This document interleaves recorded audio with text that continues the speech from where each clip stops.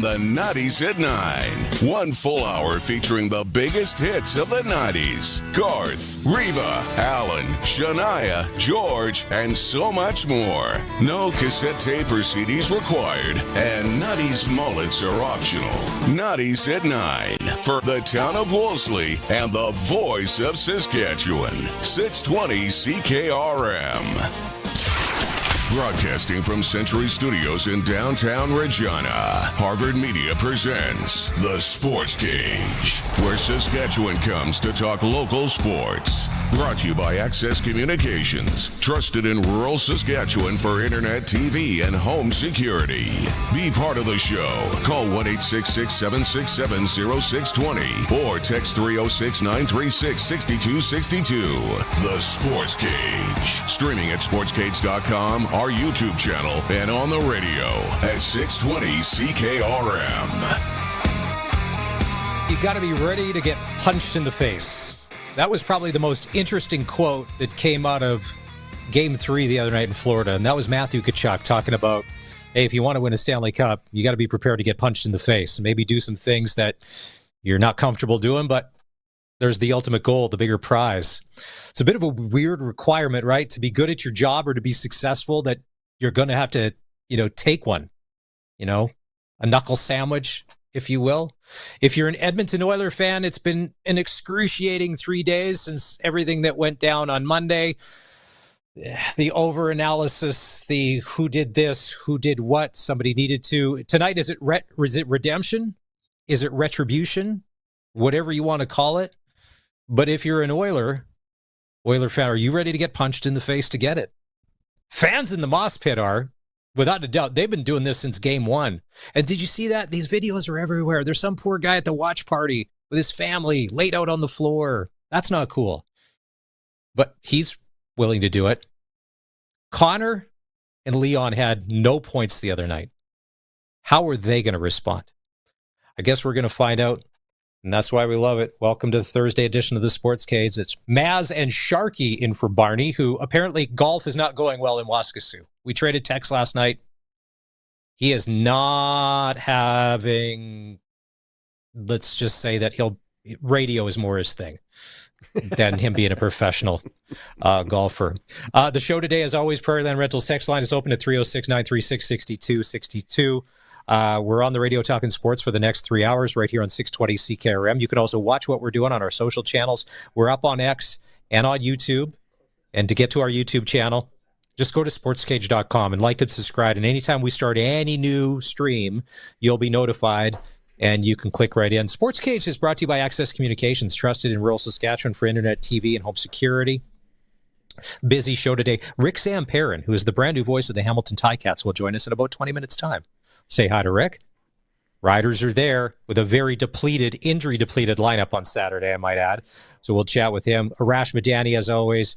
Suits is coming up, and voice of the Riders, Dave Thomas, is going to join us. Sharky, have you ever been punched in the face at your job to do a good job or to get that promotion you wanted or to maybe make a sales budget? Where is the physical violence in your job success go? Low, not punched in the face. Threatened, chased. Okay. Discouraged from living, got punched in the face at home by the ex-wife. But yeah, not at work. Work's been pretty low for facial contact. Yeah, the odd wrestling match, but no punches. But you know what? I will say this. Matthew Tkachuk, if you say you got to get punched in the face to win, it's because you started it, right? Nobody usually gets punched in the mouth unless they say or do something they're not supposed to. That's what I'd say to Matthew Tkachuk. A couple of things. At 3:09 on this Thursday, June the 12th, Sharky said something. We could go Dr. Phil and open a huge can of worms, but we won't. And then on your last comment, I'm going to take it that you're more of an Edmonton Oilers fan than you are a Florida Panther fan. Without a doubt, I'm an Edmonton Oilers fan. Okay. Yeah, and it's there's a little bit of and we watched Toronto Maple Leafs explode, and everybody's hair's on fire in Toronto, and it's the end of the world, and they're going to tear down the CN Tower and all the rest of it. And now we're seeing a little bit of that in Edmonton, and that's because there's an expectation to win. There's an expectation that they're going to win. Calgary doesn't have the same thing. Vancouver's just happy if they get invited to play, but there's a real expectation in Edmonton that they're going to win. So that's where some of this over-analysis comes from. If they're a surprise, if they're not expected to, they don't analyze the same way. So that's my thoughts on it. Ryan Pinder, who we had on yesterday, who hosted the Barn Burner show, which is all about the Flames and sports and hockey, was talking about 10 years, basically. They've had McDavid and Draisaitl, and they haven't done anything with it yet. And you only get so much time, especially when you have these elite athletes. Like you said, Calgary has no superstars. Vancouver has one, but he's going to leave in a summer and a half. As soon as you can get a bus ticket out of town, yeah. Pretty much. And the Oilers have had chance after chance after chance, not only with having these guys, but then still getting good draft picks, and they've mismanaged it. So I totally get it. Is the pressure on? I think with did Leon and Connor, was it just Draisaitl that had no shots last game? Connor had shots, but they obviously had no points or anything. But I don't even think Leon had a shot attempt last game. Yeah, he had one late. I remember especially on the power play late, he had one bounced off somebody. I wouldn't put too much stock in the loss. Edmonton's lost earlier in the playoffs, and they've had tremendous comebacks from that. Their bounce back has been awesome. So those of people that are going, it's all Florida now, and here's the other thing, people that are down on Skinner, I love this. You have a goalie who's been in the Stanley Cup Finals in the last 2 years, playing for your team, and you think that, who do you want, Hellebuck? You got to phone him at either a boat launch or a golf course. So be aware of who you're trying to pick, because the best two goalies in the National Hockey League right now are Skinner and Bobrovsky. The rest of the guys are on the golf course. So judge yourself accordingly as you make fun of if you're watching the stream, I'm as Sharky's saying that, I'm doing the elbows up thing for him, because he's got extra shiny Oiler armor plating on today. We'll see. His bounce backs after loss have been tremendous. I mean, sure. You go back to the Vegas series where they scored the late goal to make it 2-1 in the series. He closes with 2 shutouts. So I don't expect anything less from Skinner or the rest of the Oilers tonight. I do expect a lower scoring game than we've seen so far in this series, because both goaltenders have played well and have played well in this scenario. So I got the under on the 5.5, but I got an Oiler win and a McDavid and Draisaitl to get points. Well, there's a lot of people worried about Game 4 tonight in Florida. There's a lot of people that, now that it was released about 5 minutes ago, the injury list for the Saskatchewan Roughrider game on Saturday in Hamilton. Listen, all was good. And then we played last week. There were some injuries. Then there's more. Thomas Bertrand Hudon has been ruled out for this weekend. Do we have Dave Colson? Is Dave standing by, ready to go? Do we have Dave yet? Okay. Well, we're going to bring him in? We're double checking. There's more computer smoke in here right now. These guys are working so hard. They had a meltdown about an hour ago, and they've got, I think that's a Commodore 64 in the corner ramped up that they're trying to get stuff working on. So the boys are doing everything they can to keep us up to date. So they're looking to see where they got Dave in the mix. Do we have was it a computer meltdown or an emotional meltdown? Because one is interesting, one is it happens. It was not emotional. It was computer, not emotional. Yeah. All right. Well, literally, you can smell the smoke, though, in here. You can smell the smoke. All right. Dave Thomas, so practice was closed today. So when practice is closed, because I had to just check with Dave yesterday. Now, he is the voice of the Riders. Now, there's things that Dave sees and hears that he will never, ever say or divulge to anybody else. So I was wondering, I'm like, well, close practice, not even he gets to go. He only has access to them once practice breaks, when they're available to everybody from the press. So nobody saw what went on today. But as far as injury list goes, it's not good. CJ Avery out. We knew that. Alberto Wachi out. Okay, there's Dave. Sean Bain Jr. Thomas Bertrand Hudon, Dave, with the groin, limited, did not practice, game status. He's officially out, correct? Yes, he has been officially ruled out of competing in the game on Saturday for the Saskatchewan Roughriders. But guys, the sky isn't falling. The sun is going to come up tomorrow. Like, guys, it's okay. We're 1-0. We've got a deep team. I agree with you 100%. I think this isn't a bad thing. You're going to have injuries over the course of the year. You got to know that there's backups behind them that can step in and play. And the Kadeem Carey edition now on Monday, Tuesday looks really, really important all of a sudden. Yeah. And Dave, the obvious question, if there is no Bertrand Hudon, what happens now with the roster when it comes to running back? If AJ is going to play, and it looks like he is, well, who's backing him up? Question number one today for Coach Corey Mace was, how did Thomas Bertrand-Hudon look? Because, again, he was held out of practice yesterday, and so today he was a little bit limited, and Coach said that he was sprinting, but he didn't think he was going to play, but he was going to wait to play it out. They looked after, he got some treatment, they got more advice, and so they're going to hold him out. Question number two, hey, does that mean Kadeem Carey plays this week? So the question and the answer that we received is that it's possible. He'll never say no to anything, will Coach Mace, but, and here's the but, if you bring Kadeem Carey onto the roster, there are a bunch of corresponding moves that have to be made, right? Firstly, you're bringing a practice roster player onto the active roster. Now, that would be accomplished rather easily when you look at the fact that Thomas Bertrand-Hudon would then be moved to the one-game injury list. So there's move number one. But then he is an American, right? So you're going to be replacing a Canadian with an American, which means then you need to replace an American with a Canadian. And that's where it starts to get a little testy, because what do you really want to mix and match with from last week? Again, it's not ideal to go into a game where you don't have Thomas Bertrand-Hudon as your number two running back. But having said that, what are the other options that are out there? And Albert Awachi has been ruled out. Morgan Runge has got some reps this week. And again, he continues to get reps. He's more of a fullback tight end player. That is the way that they've been deploying him into the offense right now. So are you comfortable and confident only going in with one running back, or are you going to find a way? That's the question. And thankfully, I don't have to answer it. Good out, Dave. Good out. Dave's skills as being a politician are getting better by the week. You're like, question? What question? I didn't hear a question in there. Yeah, doesn't bother me. And Dave, if we learned anything last year about this Saskatchewan Roughrider team, resilient no matter what the situation. J.O. stocked the cupboards. The depth was incredible. Someone is going to pop. Someone is going to go off. Now, we saw earlier in the week that Antoine Brooks Jr. was moved to the active roster from the practice roster. Is there a chance that he ends up making the game day roster this week with that move? Well, he's on the roster now, so yeah, there's a chance for sure. But also, the one thing that was revealed today in the injury report was, number one, AJ Ouellette is going to play. Also, Roland Milligan Jr. is going to play today as well. So both have cleared their concussion protocol. Both seem to be okay. So as far as that goes, it looks like everything's falling into place. So that might go ahead and mean that's a no to your question as I try to get off the fence. But again, until you see the depth chart tomorrow, you just never know.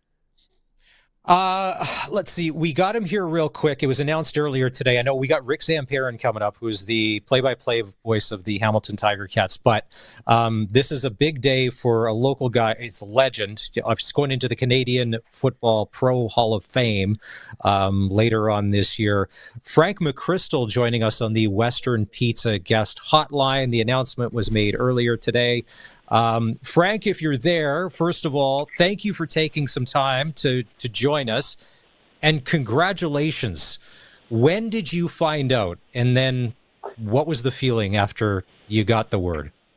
Well, actually, thanks for having me on, and it's easy to take time to talk to you guys for sure. I was just battling out there at Costco, which can be very, very dangerous. Very dangerous. There are a number of seniors out there with me, and it was like I'm lucky I'm still alive and walking here. So, but no, we found out. I found out. I guess about the beginning of April. Daryl Davis gave me a call. He's on the committee and said you're going to be going in, but it's a secret until they decide. Until they're going to announce it. So I've known for a while, and I was out walking when Daryl told me, and then he said, "Oh, this is you get a jacket, and there's a bust that's going to be in the Hall of Fame." And so I told him, I said, "I better keep walking then. I want to look good in there." So I don't know, but yeah, so I've known for a while. Frank, I got a question for you. First off, congratulations. Great honor. Well-deserved after all your years with the Rams Club, both in junior and in university. But as you think about your time over that time period and all your years coaching, is there one particular event or game or instance that sticks out to you that goes, that was incredibly special, and that's what I want to remember the most? Yeah, I think I don't know how many media people I've talked to today, and they all ask that question, and I'm always a little stumped by it. There's some great things, and certainly we remember some really good plays. A lot of times the losses that we had kind of stick with us, but I mean, there's Neil Hughes returning, a punt for a touchdown and a kickoff for a touchdown against St. Mary's in the Atlantic Bowl. There's Jason Claremont catching a 2-point convert in the Vanier Cup with a broken collarbone. There's, Johnny Ryan doing some amazing things as a player for us, a receiver and a punter and a place kicker. And, I think it's as much as anything, it's the players and the courage that they play with, the courage that they, under the pressure, the courage that allows them to perform. When, in a junior player, some of those guys were going to university, but some of them were also working. And, you go to university, you take your classes, and you try to work out, and then you come out to practice. So I think I've always been somewhat in awe of, how these players perform and how they manage to do what they do. It's pretty impressive.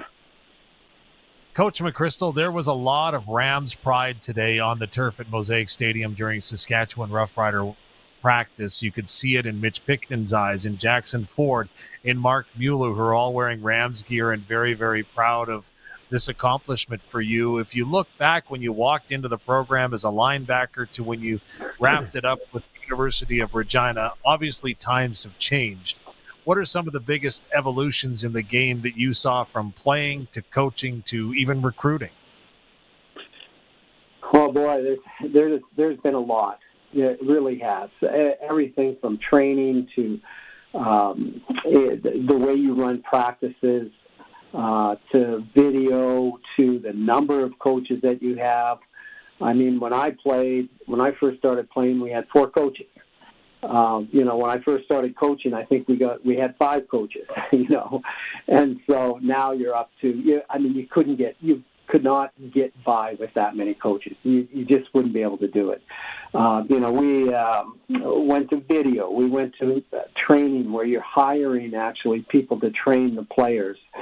It's been pretty amazing, and over the years you always get asked, who was the best player or what was the best team or those types of things, but it's really hard to compare unless you put them all in the same place doing the same kinds of things. I mean, obviously Jason Claremont, Roger Aldag, and Bob Poley, and Akeem Hicks, and those guys are always going to be great players, whatever era they play in.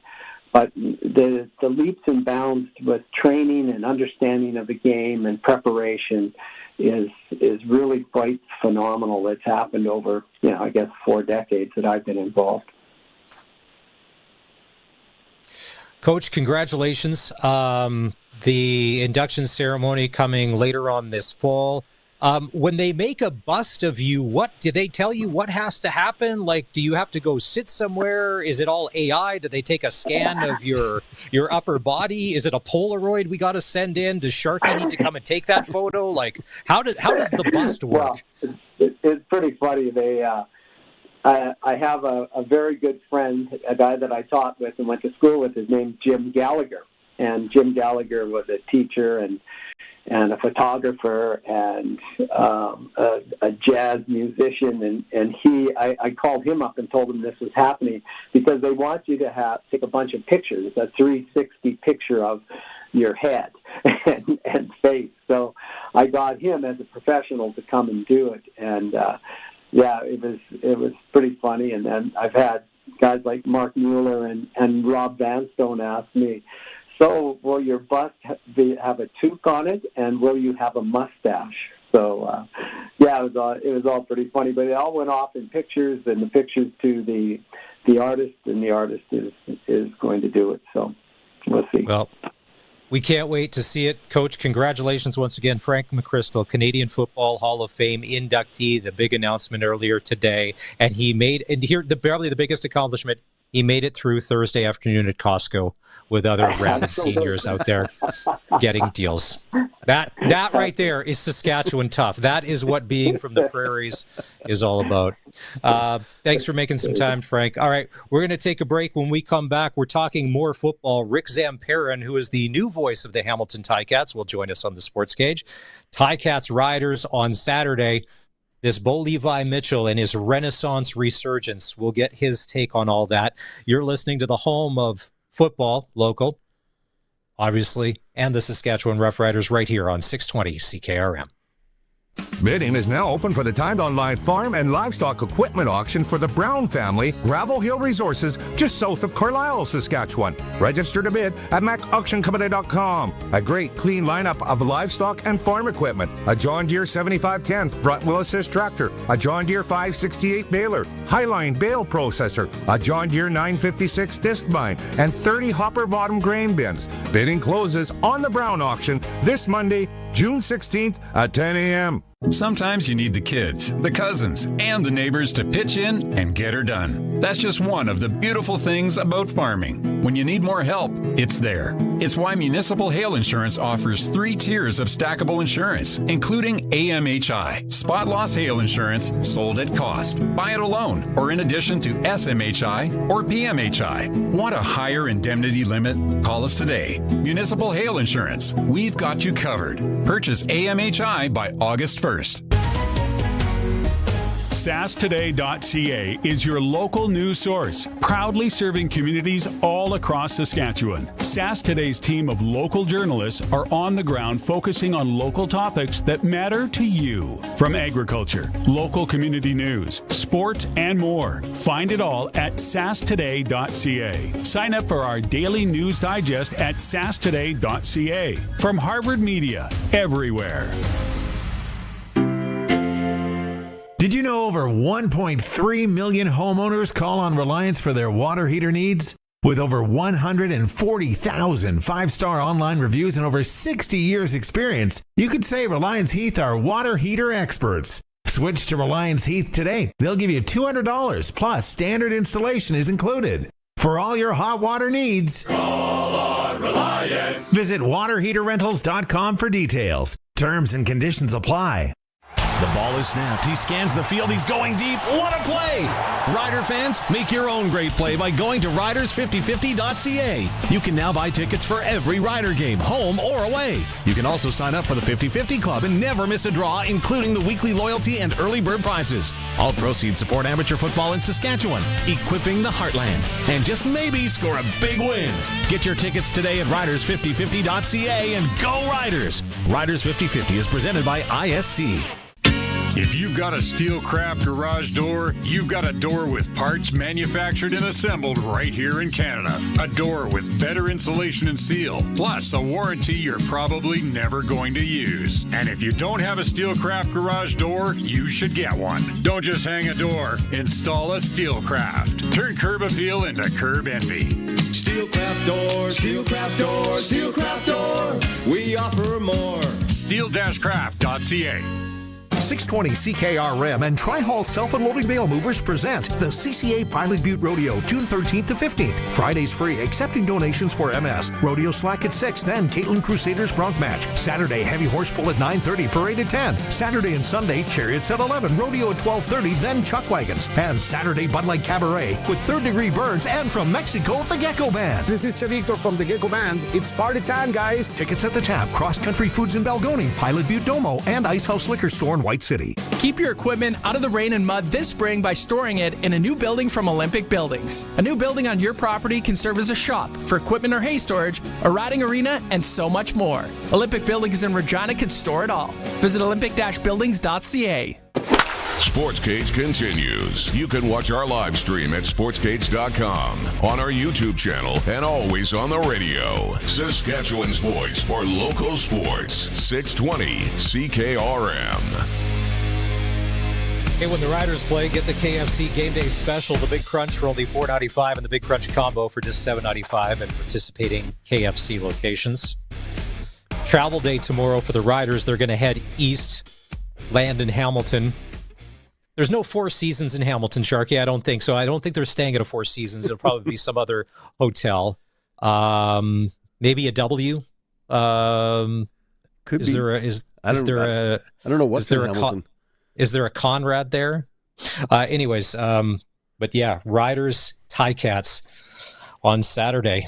Can the undefeated streak continue, or will the Hamilton Ticats bounce back from a Week 1 loss in Calgary? Let's find out. Rick Zamperin is the new play-by-play voice of the Hamilton Ticats, and he joins us on the Western Pizza guest hotline as we bring him in.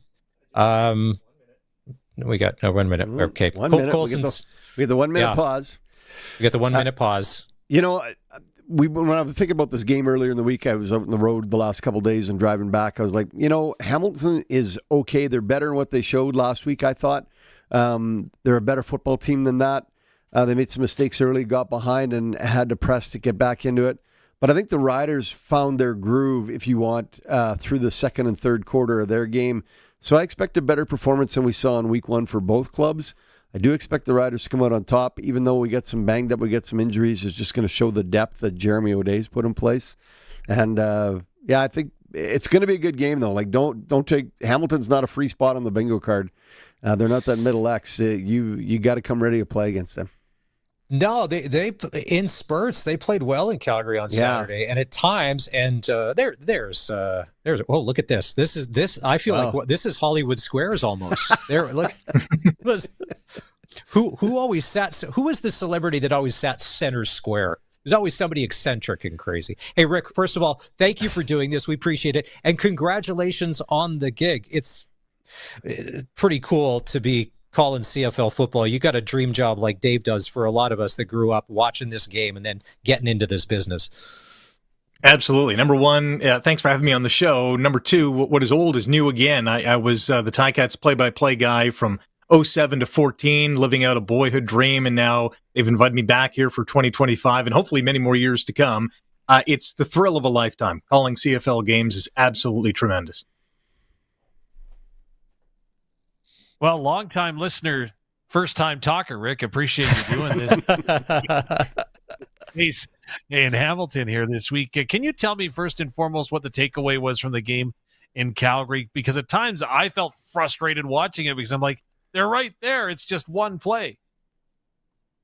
Yeah, it seemed to be, and a lot of the talk coming into this season, even at the end of last season, was this team needs to get off to a fast start. And obviously that looks like more wins than losses. And it seems like every year they're 0-2, or like last year, 0-5, and they're 2-9, when Labor Day rolls around, and it's just not good enough. So a lot of the, commentary from the coaching staff and the players towards the end of last year when they were officially eliminated all through training camp and even leading up to Week 1 against the Stampeders in Calgary is, this is an important game. We have to win these games early on in the season so that they do matter in the win-loss column towards the end. And so, it seemed like everything that could go wrong in terms of those 3 or 4 plays that ultimately decide each and every game on the calendar kind of went Calgary's way. Kind of muff punt by Nick Constantino in the end of the first half. The opening kickoff of the second half didn't go their way, whether the Ticats were not paying attention or not, or whatever happened. It did not work for them. Defensively, they made, a couple of key plays with turnovers, but then their offense could not follow suit with points off turnovers. So they have a long way to go. They have some work to do. The buzzword this week has been irritable. Coaches, the players are irritated at not getting the job done in Week 1. Let's see how they respond here in Week 2 on Saturday night.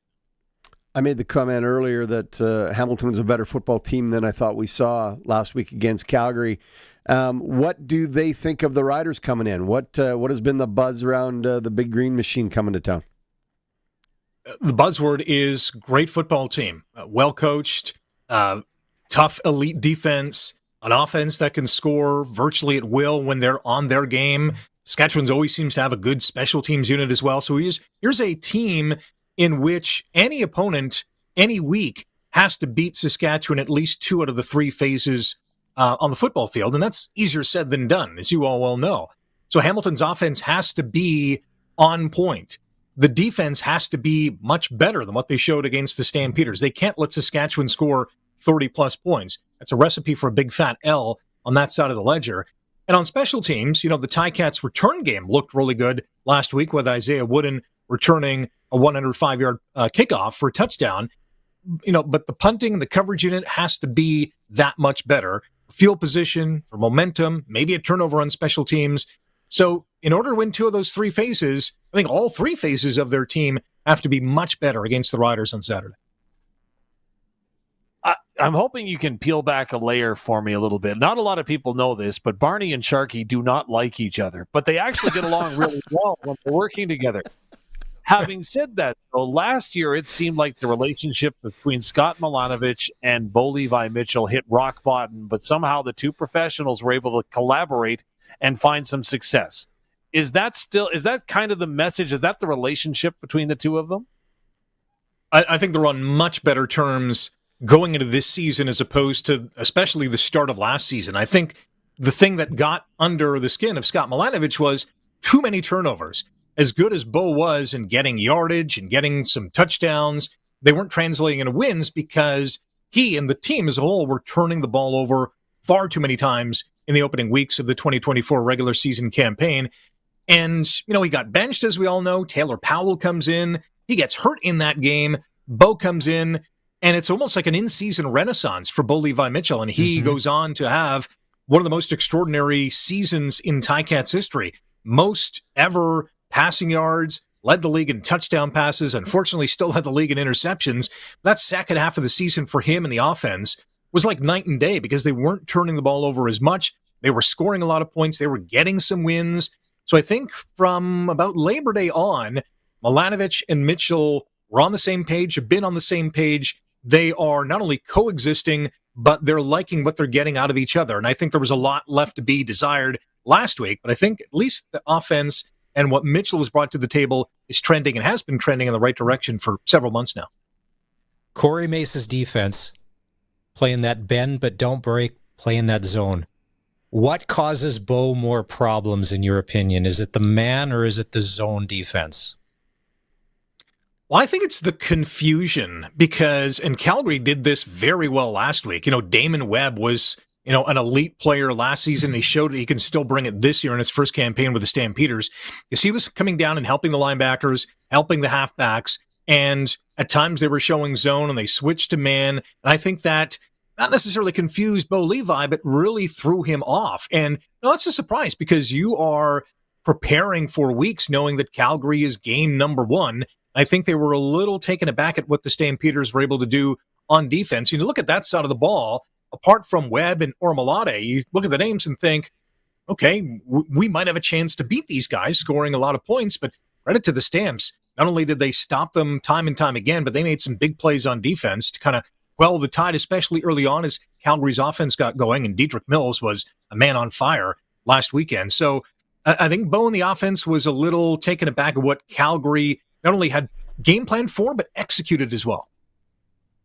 I look at the Hamilton offense, Rick, and the first thing that jumps off the page at me are like, oh my gosh, he's got so many weapons, so many places that he can distribute the ball, but there's only one ball and there's one Kenny Lawler that's been added into that mix. How is that integration gone? And again, you can't give everyone the ball. So does that create a little competition within practices?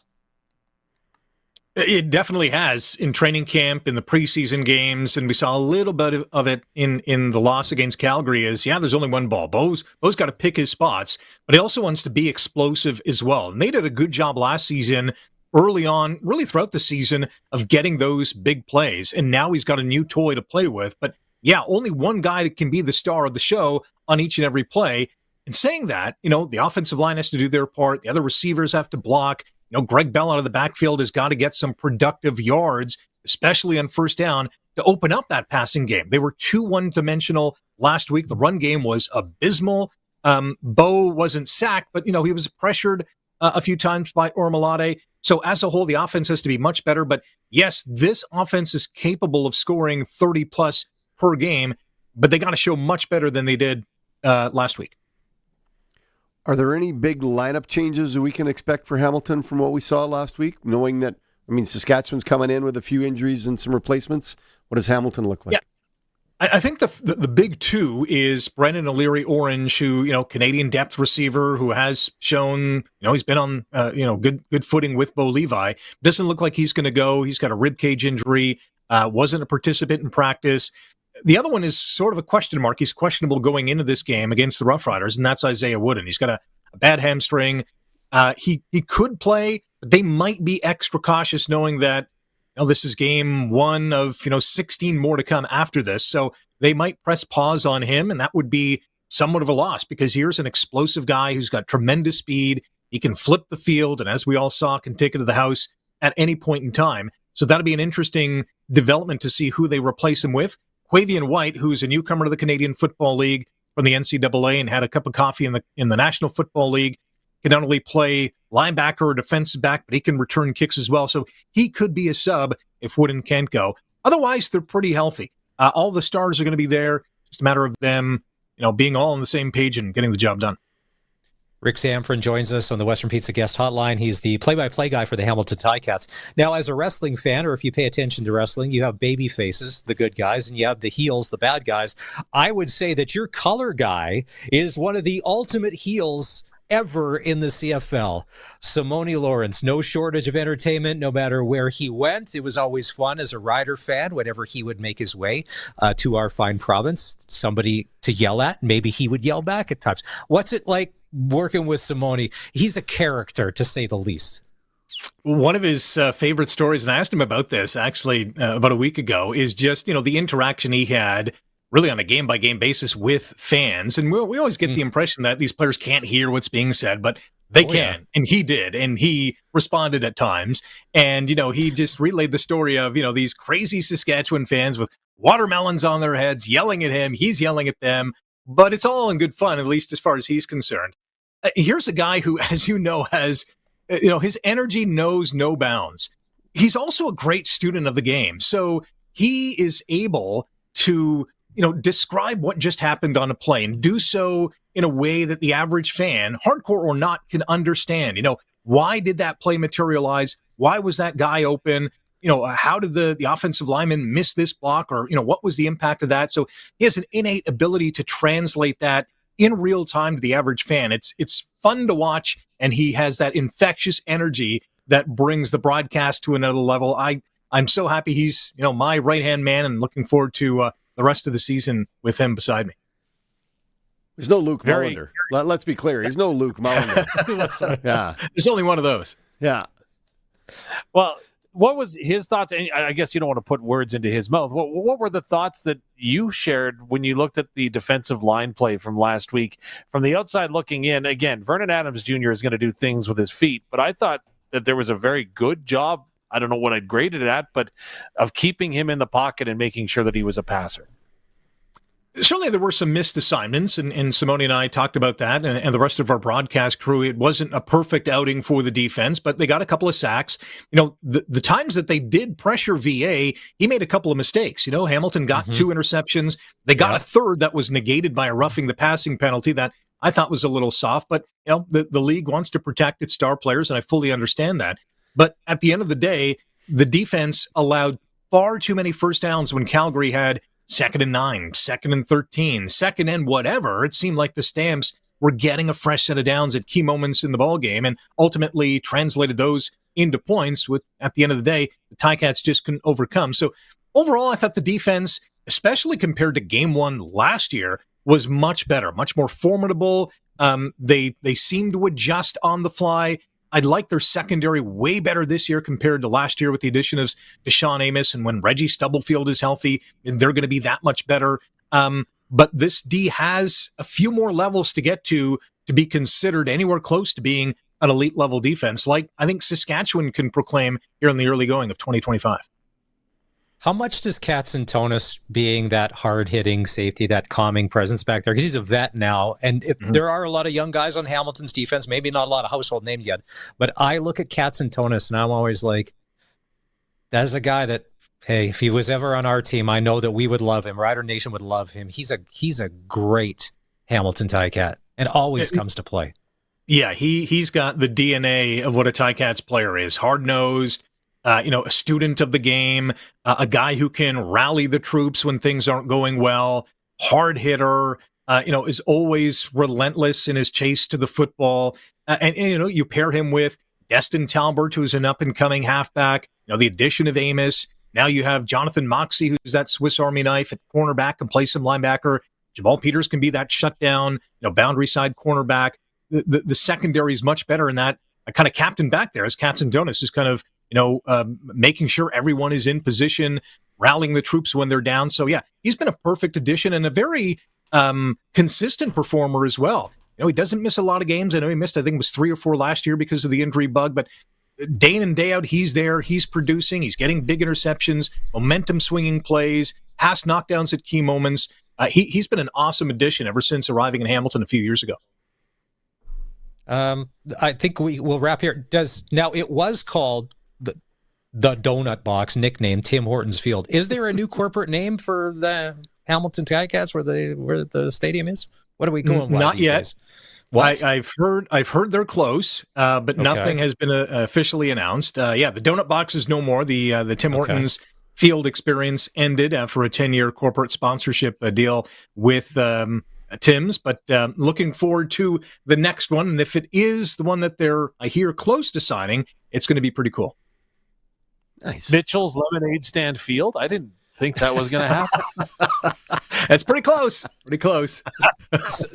Sometimes if I'm watching the Rogers Ontario feed for the hockey games, a lot of pizza. If it's the pizza at Hamilton Ticat Stadium, there's that. Let's see. There's a million options there. Well, Rick, thank you for this. We really appreciate it. And we're looking forward to this on Saturday. I know it's week 2, but every week for us is like we're playing at the Grey Cup when you're part of Rider Nation and we haven't won a Grey Cup in 12 years.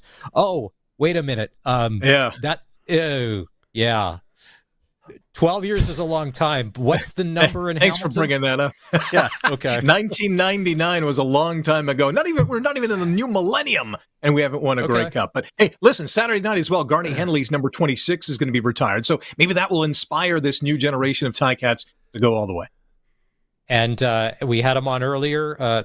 On down the line, Frank McCrystal's head will be gracing your stadium there when his bust is unveiled later on. Awesome. And a well-deserved bust it will be, for sure. Yeah. Rick Zamperin, play-by-play voice of the Hamilton Ticats on the Western Pizza Guest Hotline. Thanks for that. We will take a break.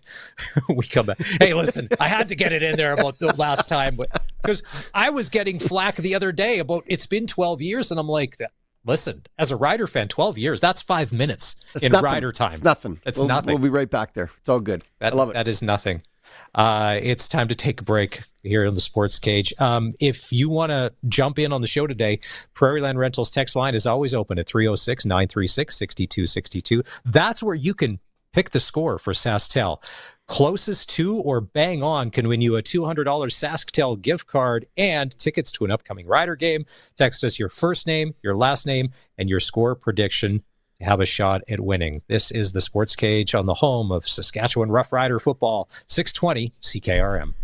The 17th Annual Jazz Fest Regina 2025 is June 19th to 24th. Welcome summer fun of 6 days and nights with several headliner concerts featuring Shuffle Demons, Anthony D'Alessandro Quintet featuring Benny Benack III, Rhythm and Blues Review, the Ted Warren Sextet, the Christine Jansen Quartet, and the Lorraine DeMarie Trio. Plus, Sunday, June 22nd, the Jazz Brunch with the U of R 50th Anniversary Alumni, All-Star Big Band, and Multicultural Day to follow. Tickets at jazzfestregina.ca. Don't miss Def Leppard at Country Thunder, Saskatchewan. Single-day tickets are available now. Spend July 13th with Def Leppard, Kip Moore, and the Roadhammers. Or make it 4 days and see Bailey Zimmerman, Jason Aldean, and so many more. Country Thunder, Saskatchewan. In Craven, July 10th to 13th. Single day and weekend passes are available at countrythunder.com. If you have a garage door that's running a little rough, you should really have Busy Bee Doors, the garage door specialists, come out and repair it. Or it may need to be replaced altogether. Yeah, just call Busy Bee Doors, the local experts who have been in the business for many, many years, because they can fix or replace any commercial or garage door. Honey, Calling Busy Bee. Good idea. Busy Bee Doors, the garage door specialists. The deck sale is on at Freeze Tallman. Get 15% off composite decking. That's 15% off. Only purchased through Freeze Tallman. If you got a deck project coming up, then you're going to want to head to Freeze Tallman for their deck sale. That's 15% off composite decking only purchased through Freeze Tallman. Visit freezetallman.com or see them in Regina or Fort Capel. Freeze Tallman. Let's get you building. So no one told you your old floors were gonna be this way. Your vinyl plank's a joke, the tiles broke, the hardwood's DOA. It's like my floor's always stuck in second gear, where it hasn't been good laminate, good sheet vinyl, good carpet, and even good veneer. Flooring Superstore will be there for you. Sorry. Your friends at Flooring Superstore have got it all. From vinyl plank, vinyl tile, hardwood, laminate, and everything in between. How you doing? Quality floor covering at the best price. FlooringSuperstoreRegina.ca. Another one bites the dust? What a weird saying. Are they swallowing the dust? And why is it so dusty in the first place? So many questions, but what I don't question is where I get my tires. When your vehicle needs the right tires, see your local Cooper tire dealer. Your local Cooper tire dealer carries Cooper Cobra Instinct tires. They bring your car to a shorter stop on wet roads and have decisive maneuvering and sporty performance. Dust yourself off and ask your local Cooper tire dealer about Cooper Cobra Instinct tires today. They seem so innocent, so little, so tiny, until they gather up about 400,000 of their friends and then fall from the sky with the force of 1 million half-ton trucks. When those little white balls of hate swing by your farm, you'll be happy you have Co-op Hail Insurance. Affordable rates and adjusted claims are paid out quickly. There are 400,000 reasons to count on Co-op Hail Insurance. Contact your local Co-op Hail agent or use their online buy direct option at coophail.com. Text CKRM 306-936-6262. Powered by Prairie Land Rentals. From skid steers to tents to power tools, anything you need to rent for that spring or summer job is at Prairie Land Rentals. Deal with the owner. 600 Albert Street. It's time for the Sports Ticker, brought to you by Reliance Heath Water Heater Rentals. For all your hot water needs, call on Reliance Heath today. JJ Spawn shot a 66 at the U.S. Open today. He's leading after the first round. Barney Shinkruk, who's golfing in Waskesiu at the Lobstick, did not shoot a 66 today. And I don't think he's leading after, which would be day 3. He may be... He could be Rory McIlroy at the Canadian Open and not be making the cut. We're not sure. Tonight, the Regina Red Sox are in Weyburn to take on the Beavers. Tom Lang Park, first pitch there goes just after 7 o'clock. And it's Game 4 of the Stanley Cup Final. Edmonton Oilers, Florida Panthers, Sunrise, Florida. Face-off about 6:20 tonight. And that's your Sports Ticker for Reliance Heath Water Rentals. Thanks for being part of the show. Hour 1 is almost in the books. It's Maz and Sharky here. It's the Saskatchewan Day of Caring for wildfire evacuees. Today, it's a province-wide radiothon, so everybody is all playing on the same team today to raise money for the Saskatchewan Red Cross to help families affected by the wildfires. You can make a donation by texting RADIO, R-A-D-I-O, to 45678 to make a $10 donation. Nice. And I'm sure everybody's going to appreciate the support they're getting from this Day of Caring through the North as they return home to, and hopefully return home and restart their summer lives and everything else that's going on in northern Saskatchewan. It's been a tough run for those people for 2 weeks. What a lot of people don't realize, so Luke Mullender, outside being the color guy for the Saskatchewan Roughriders, his real daytime job is running the Saskatchewan and Manitoba Red Cross. And everything going on. So could you imagine everything going on? And he's got to do a football game last week. And then tomorrow he's got to hop on a plane, leave everything that's going on here to go do the game in Hamilton. And then probably the minute they get off the air, back on the plane, back on the phone, back on the laptop. And then it's just go, go, go, go, go. I don't want to give Luke too much credit, but he's got some amazing people that work for him, that cover for him, and make things work really well at the Red Cross. It's deeper than Luke. Don't think he's running around collecting the dollars and distributing. He's got a lot of people working for him in the background. Great organization, and they've really stepped up at this time. I don't think we've had an evacuation of this size in quite some time. So it's overwhelmed a lot of the resources that are in place, and Luke's team's been able to step up and help people, and so give the entire Red Cross team a ton of respect for what they've pulled off the last 2 weeks. And to the police services across the provinces. The press conference was announced the other day that they were able to catch and arrest a couple of people because some of these fires were started by arson. And it's one thing when it's Mother Nature, and then, hey, listen, that's been happening for years, and you got to deal. But with the people that were doing this intentionally, and now that they've been caught, and if there's more on the way, great. So when that came out, and if that's a small solace to some people to be like, all right, because some people think, well, if it is just an act of nature, you don't have a chance. But if it's man-made, it's a whole different story. And yeah. You know, when things are dry in the north, like they've been this spring, and something as simple as a quad that's, had the muffler get too hot around some long grass or some dried out moss or something, somebody throwing a cigarette out the window that lays in the grass, the wind catches it, and we've got another problem. So the fires are human created. They're not all arson, but they're human created. And I know there's people that regret any decision that might have happened along the way. But if there's anything we can take out of that, it's to be smarter about those things that we're doing, right? Making sure that things, even if you got to carry a little fire extinguisher with you, if you're a quad or ATV, and they put a ban on those for the present time in the north, just because it's so easy for them to start a fire without anybody realizing it. And by the time it starts, you're long gone on the ride. So, just be careful when you're out there, especially with the tinder dry conditions we've got. Yeah, so once again, you can make a donation by texting the word radio 45678 and make a $10 donation. That works on any carrier. That was one of the texts that we had come in earlier, be like, hey, I'm this customer, no free shout outs. Yeah, that no matter what your cell service is, that is the number there, the short code to make the $10 donation, which will go to the Saskatchewan Red Cross, and those funds will be distributed. All right, I think Colson said we got to take a break. News, then we come back. Arash Madani will join us. There's action in Ottawa.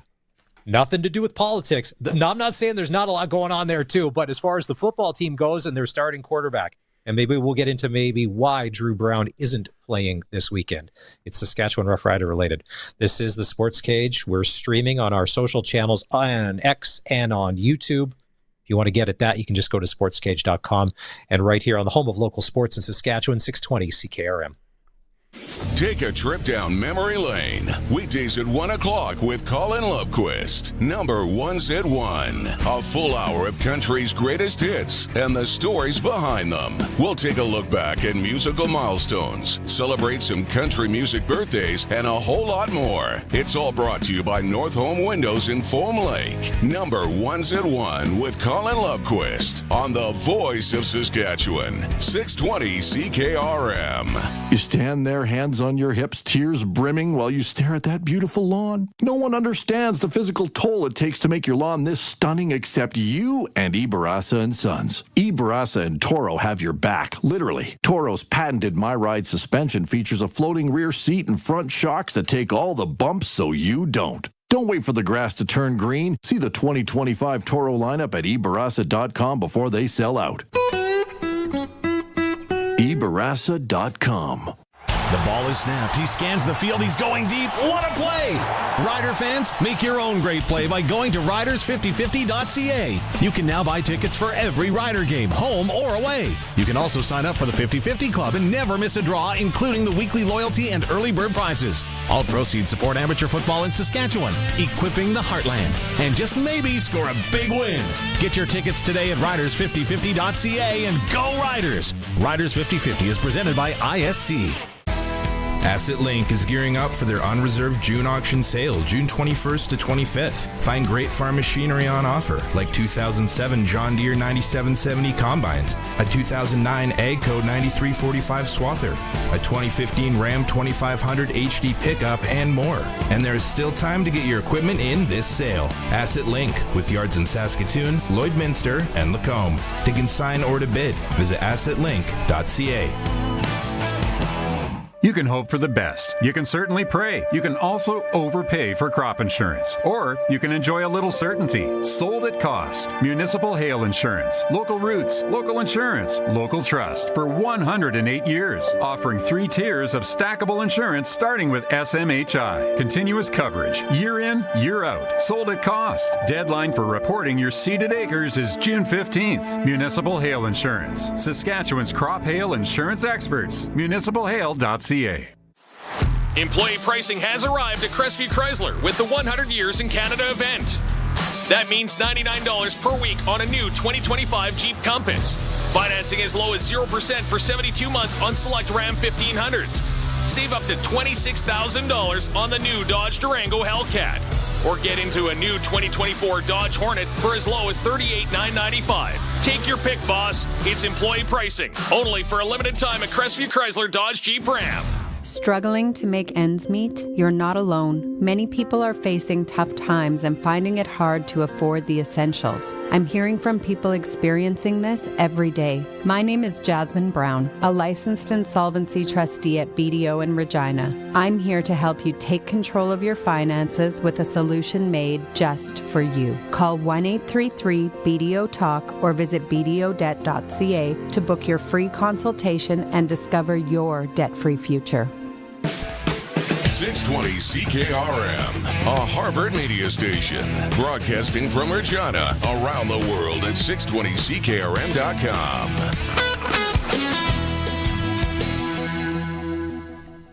It's 4 o'clock. Good afternoon. I'm Corey Atkinson from the SaskToday.ca newsroom with your 620 CKRM news.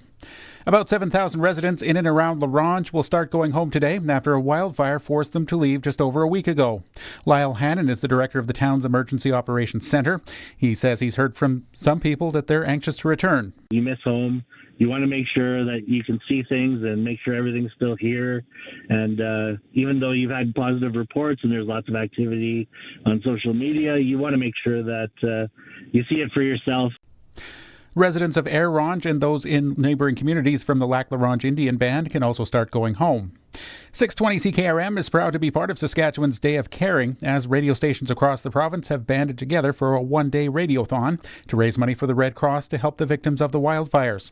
You can find a link to make a donation at 620CKRM.com or text the keyword radio to 45678. All Saskatchewan crops are seeded, and farmers are now focused on weed control and checking crops for damage. Rain fell in several regions, with the southeast seeing the most. But topsoil moisture is still low in some places, which could hurt crops. About 44% of farmland has adequate moisture, but 54% is rated short or very short. Heat, wind, insects, and wildlife also caused some crop damage last week. Most of that damage was minor. Saskatchewan is going back to its regular purchasing rules after using trade countermeasures against the U.S. for several months. The change follows the federal government's quiet removal of some of its own tariffs. Premier Scott Moe had promised to prioritize Canadian suppliers, but now says buyers can again consider other options. The province says most contracts still go to Canadian firms, with only a small share awarded to U.S. companies. Opposition parties say the decision hurts local workers. Local officials say just one person survived a fiery Air India plane crash in India today. Reporter Lama Hassan has more details from the survivor's brother. He is a British national from Leicester. He says it is a miracle that his brother survived, but that he is now worried about his other brother, who was also on the same flight. He is still unaccounted for. And according to him, the brother who survived called his dad. He called his father. He told him that the plane had crashed. He wasn't sure how he made it out alive. A director at a civil hospital identified the man as Vishwash Kumar Ramesh. A medic says Ramesh found himself near debris after being thrown out of the plane and walked to a nearby ambulance. And experts say promoting gratitude is often overlooked as a valuable way to boost morale and engagement in the workplace.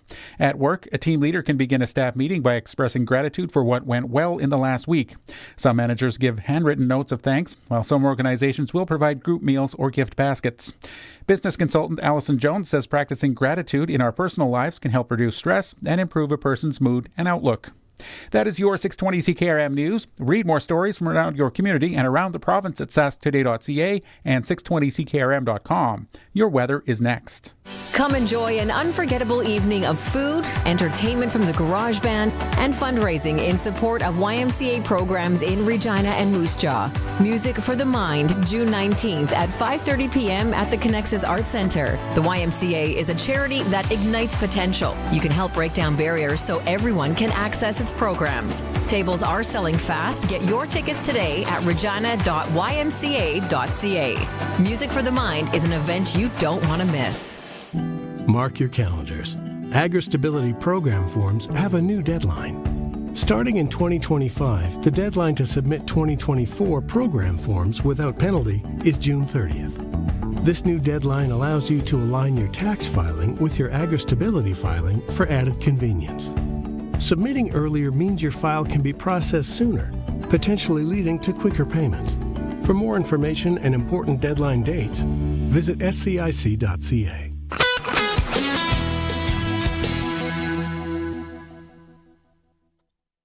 Your 620 CKRM Precision Weather Forecast is brought to you by Line-X Regina, Serious Protection, Killer Looks, 1865 McHarris Street.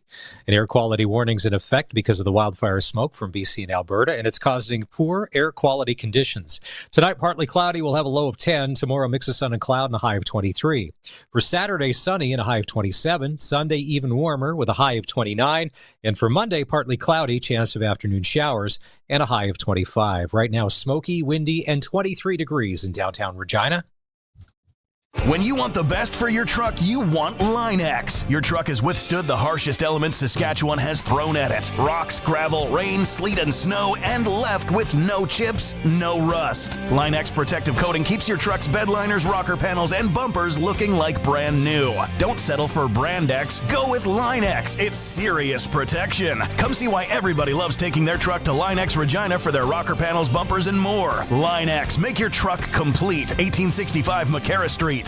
620 CKRM and Tri-Hall Self-Unloading Bale Movers present the CCA Pilot Butte Rodeo, June 13th to 15th. Fridays free, accepting donations for MS. Rodeo slack at 6, then Caitlin Crusaders Bronc Match. Saturday, Heavy Horse Pull at 9:30, Parade at 10. Saturday and Sunday, Chariots at 11, Rodeo at 12:30, then Chuck Wagons. And Saturday, Bud Light Cabaret with Third Degree Burns and from Mexico, the Gecko Band. This is Chavito from the Gecko Band. It's party time, guys. Tickets at the tab, Cross Country Foods in Balgoni, Pilot Butte Domo, and Ice House Liquor Store in White City. Broadcasting from Century Studios in downtown Regina, Harvard Media presents The Sportscage, where Saskatchewan comes to talk local sports. Brought to you by Access Communications, trusted in rural Saskatchewan for internet, TV, and home security. Be part of the show. Call 1-866-767-0620 or text 306-936-6262. The Sportscage. Streaming at sportscage.com, our YouTube channel, and on the radio at 620 CKRM. One of those flip back and forth kind of nights tonight. You've got the Game 4, Panthers-Oilers face-off after all the junk gets in by about 6:20, but then Sharky at 6:30, you've got the BC Lions, the much-improved BC Lions, taking on the Zach Colero-less because he was dodging a drug test suspension. Chris Strevler-led Winnipeg Blue Bombers kicking off week 2. Colson, do we have a picture of Strevy that we can put up? I sent you 3 different shirtless Chris Strevler photos earlier. Where are they? He can't find. Yeah, he's in a mad search. No, that did not get blocked by the spam filter. That did not. No, it was the Commodore 64 meltdown that we had earlier that sent that off. Yeah. The Chris Strevler shirtless at the Grey Cup parade in a fur coat, cowboy hat, and cigar holding the Grey Cup is why I'm a Strevler fan now. How can you not be? You know, the things that's leading the charge tonight. The things you get to do when you're young. Yeah. Can't do that shirtless. No, not doing that now. Welcome to the Sports Cage. Barney's away golfing somewhere, living the dream. Maz and Sharky here. He's in Waskesiu. Yes. Yes. He said it's his putter that's letting him down. Can't putt. Never the carpenter, always the tools.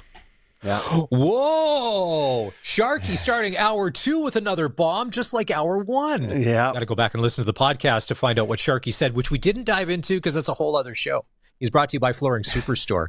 Just dropping bombs and getting new flooring when you need it. I was there. Flooring options are amazing. You got to go check that out. It was super, super cool. Yeah. I remember when we got flooring, this is like 5-6 years ago, and the guy said, he's like, listen, if you get this dark flooring, he goes, you're going to see every speck of dirt, dust, and hair that falls on it. I'm just telling you right now. I've sold a lot of this. This is the number one complaint. And we're like, oh, no, it's going to look great. And it does, and it looks great. But it shows... And when you have three kids, and none of them are, they all could be walking around with a dustpan behind them for the trail of crumbs that they leave everywhere. It's like, oh man, Sharky, I've never washed a floor and swept a floor more in my life. My mother would be so proud because we did none of it as kids. We were just nothing. I would like those, those built-in vacs you get in your house that, the hose and you plug it in. But you can also get them where they go underneath the baseboards where you just walk up and kick it and then everything you sweep goes in there. Those should be like in the middle of every floor. Like right in the middle of the living room. Just sweep it into the thing, kick it, and chook, sucks it all up. I've seen that at a lot of barber shops. The newer ones have that now. They just shoot. I haven't been in a barber shop in a long, long time. What the heck were you doing in a barber shop? Oh, that's a whole other story when you finally hit it. All right, let's go coast to coast with Arash Madani. Let's bring him in on this conversation, which is off the guardrails already. It's time to go coast to coast with Arash Madani for Smart Investing Solutions. Be smart with your money. Call Brian Gawley at Smart Investing Solutions, 546-2533. Arash, you're familiar with the picture I was speaking of. Chris Streveler, shirtless with the fur coat, the Grey Cup, a cowboy hat, and a cigar. Yes, you know absolutely. That photo, don't you? That was 2019 Grey Cup. That was the first Bombers Grey Cup that he was. Oh, there it is. Oh, look at that. So there's me. I Googled those, and thank you, Colson, for splicing that all together. That's a good look, isn't it? Now, question. Is that not? Question. Yes. I should know this. I don't. Wherever Chris Streveler went to school, do you think in these photos his blood alcohol level is above or below the GPA that he had as a student athlete in college? Let me quickly look up. The BAC is above the GPA. The GPA. Although maybe I'm mistaken, his education on Wikipedia says Marion Central Catholic High School. So could be the first time. Could be the first time. Played at Minnesota and South Dakota. There you go. So that's going to kick off week 2 tonight. And he's leading the charge because Zach Collaros, because of the missed phone call from the most CFL thing that happens every few weeks when the CFL does something, which makes headlines. So, yeah, it's all on Streveler tonight. Because Zach Collaros didn't respond to the spam call and the spam text, he suspended a game and loses a game check, and we're robbed of Zach versus Rourke. Great. Yeah, that. How do you feel? How do you feel, Arash? Quit sitting on the fence. Where are you on this one? Yeah. At least they still sold it out. I think it'll be a great night in Winnipeg. It will be. Yeah. Yeah, Princess Auto Stadium. Hey, we chatted about this back on Tuesday. Because of a hit he took in the game against the Riders, that Drew Brown didn't finish the game comfortable and practice limited, and now they've officially ruled him out for the home opener against Montreal, correct? That is correct. The line moved from Montreal -1 to Montreal -3.5 in short order. And you can understand why. Like, the Alouettes pass rush was just so good against Toronto. But this is what I've been led to believe, guys, that it's something like a hip pointer for Brown, who obviously didn't practice much of anything this week. I wonder if this was week 12 and not week 2, how different things may or may not be.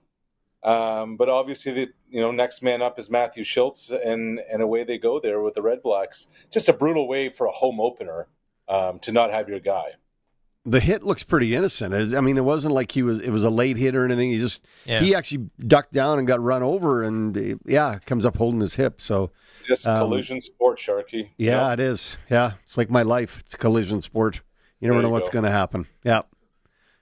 On the Matthew Schultz front, there are times when he looks good. Like, he has all the tools to be a starting quarterback in the CFL, but for whatever reason, it just doesn't ever, well, no, it just never ever strings together. And I'm not saying that he should be the starter, but Schultz is one of these guys. How many chances has he had on how many different teams? He's always kind of that second guy, but never the main guy.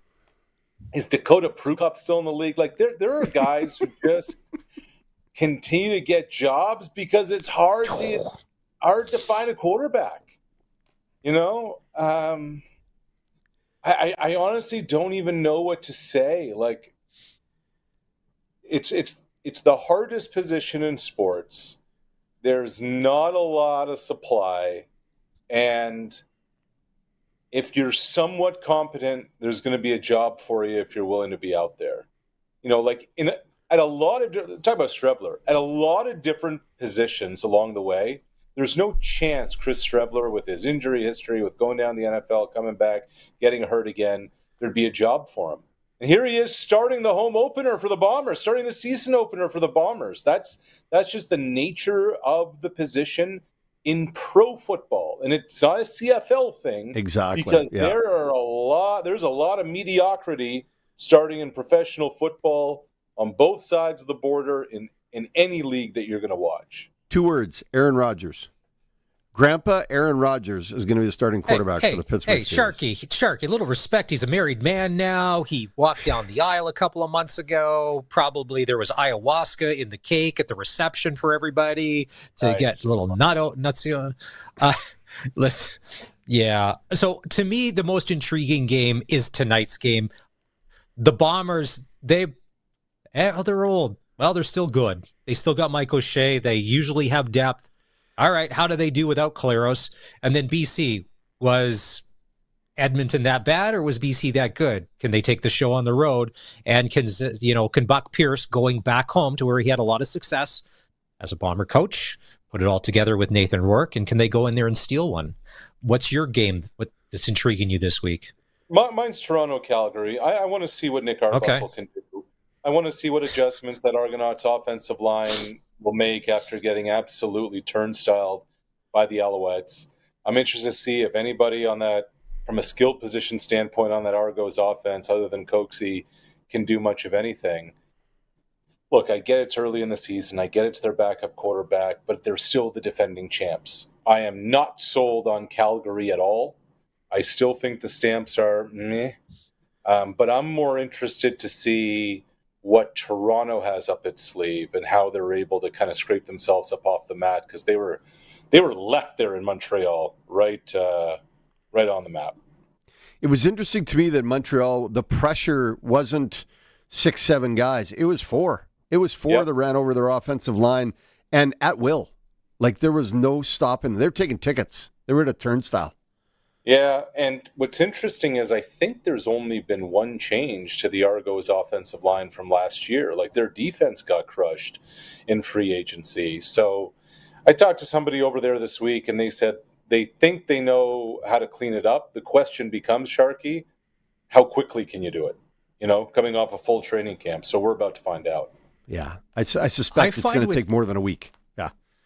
I find with Nick Arbuckle, if he has time, that's his worst enemy. If he gets thrown into a game like the Grey Cup, he does well because he doesn't know. If you give him 5 days to think about being a starting quarterback, it seems to fall apart. But when they would put him in games from time to time, bring him out, he'd go in there, doesn't think about it, and he plays. Because I'm like, that was the frustrating part. There was not a lot going right for the Argos, but you're watching going, Arbuckle played so well in the Grey Cup. But yet we're watching against this Montreal team with a whole offseason and a training camp to prepare, and this. So you know why I'm smiling? I'm just like why thinking about if Randy Ambrosie's wet dream came to be, and there was expansion in Halifax and Quebec City. Right now, Maz would be just salivating at the prospect of Arbuckle versus Schultz. QB1 versus QB1 in Halifax tonight. Who was that quarterback that the Riders cut last year in training camp? Because Dolegala he's able to stick around because like Winnipeg or Hamilton picked Mason Fine. Mason Fine. Mason Fine would call Mason Fine's agent because he'd be making a comeback and it would be a redemption tour. Listen, all right. So Colson on Tuesday emailed you. He was wondering about summer. One sec before we move off the CFL for a second. The Hall of Fame announcements came out today, and we can talk about that more in the fall. Some great names. I worked with Brian Chu on a couple of Grey Cups in my Sportsnet days. And I covered Chu when he was with the Alouettes. Here's a guy who's from Vancouver, went to Vancouver College. Now he's the head football coach there. CFL X account has a great video posted. Very emotional Brian Chu getting surprised. The honor today. But I remember, and Brian loved to have a good time, but when it came to football, he was all in. And I remember we were at dinner in Edmonton, 2010 Grey Cup, and we were talking about, being an offensive lineman. And Chu had this line. He said, a great offensive lineman hears his name 3 times in his career. The day he's drafted, the day he retires, and the day he goes into the Hall of Fame. And today Brian Chu heard his name for a 3rd time. And so he's a great offensive lineman. The middle of that Montreal O-line with Anthony Calvillo at quarterback and Mike Pringle running the football. And the irony of it is a receiver that's going to the Hall of Fame with Chu was his teammate on those Alouettes that won a Grey Cup, should have won another, Jermaine Copeland. So congrats to the 2025 class, and I'm sure we'll talk more about that when induction weekend comes up. Nice ad, Arash. Nice ad. Way to bring up 2010, Arash. Way to make everybody mad that's listening. But not that we. Yeah. All right. Let it go. Changing Maz. Let it go. Would you prefer we talk about 2009? Is that what you prefer? Yeah, exactly. And I've said this on the show before. I don't even remember 2010 because of the dark shadow that 2009 cast. That is a way bigger punch in the gut than 2010 to be like, that's right, we were in the Grey Cup in 2010. Yeah. But it's funny, if you talk to Luke and Darian and those guys, they say they had a better team in 2010 than they did in 2009. They did. It was Montreal's team was not as good. Yep. I know. Can of worms. Canadian swimming trials are in Victoria. Summer McIntosh, 3rd world record in 5 days last night. Can we just speed up and get to the Olympics already? Arash, go rent a pool. Round up everybody. Let's get these gold medals coming in. She's hot. Well, it's not just that. So McIntosh breaking 3 world records in 5 days. There's only one other swimmer ever to do that. And that's Michael Phelps. Oh. This is what we're talking about. This is now becoming the comp for an 18-year-old kid who went to Paris and won all the medals and now is on an assault of the record books and is going to go to the World Championships in Singapore this fall, and her eyes are set on doing it all over again. I know this is crazy to say, but again, she's only 18. 3 golds in Paris and a silver. 3 world records broken. Guys, we could be talking about the most accomplished Canadian athlete ever when all is said and done on Summer McIntosh's career. That is not hyperbole. That is the trajectory that McIntosh is on right now. Yeah, because the first time we saw her internationally was the Olympics in Paris. That I can remember. That was the common name, right? Right. And that was she was 16, 15 years old? And just prior to that, Sharky, I was at the Olympic trials in Toronto a month or 2 before Paris. She broke her own world record there. You're just like, what's happening right now with this kid? And she does it with such a calm. She does it with such an ease. And the furthest thing, this is what you always wonder about. With athletes, especially with individual sport athletes, in particular with individual sport athletes who are teenagers, will complacency set in? Well, you know what McIntosh has done since Paris? She's changed her training headquarters. She's no longer in Florida. And after the World, she's going to team up with the same coach who once upon a time coached Michael Phelps. That is how driven she is. That is the singular focus that she has. She is after greatness. She's not about the clicks. She's not about the selfies. She's not about her brand. She certainly does have some endorsement deals. This kid is about being the greatest to ever do it. And the payoff so far has come. And you just get the sense this is just the beginning. There's a lot more ahead in this young woman's career. And I'm just going to go out on a limb, probably had a better high school GPA than Chris Streveler. All right. Matthew Tkachuk, after the game the other night in Florida, said, you got to be prepared to get punched in the face. And he was ready to, because he did, to do your job, because there's a bigger thing. They want to win a cup. Arash tonight, it's so funny. Game 3 was so crazy. I expect Game 4 tonight to almost have none of that. They may just get back down to business. It'll be good business, but it's not going to be shenanigans part 2 tonight in Florida. Do you think? It can't be. If it is, it means the Oilers are getting rolled again. Yeah. Okay. And can't so take those penalties. To me, so much of this now is squarely on Stuart Skinner. And I think Chris Knobloch had to go with him.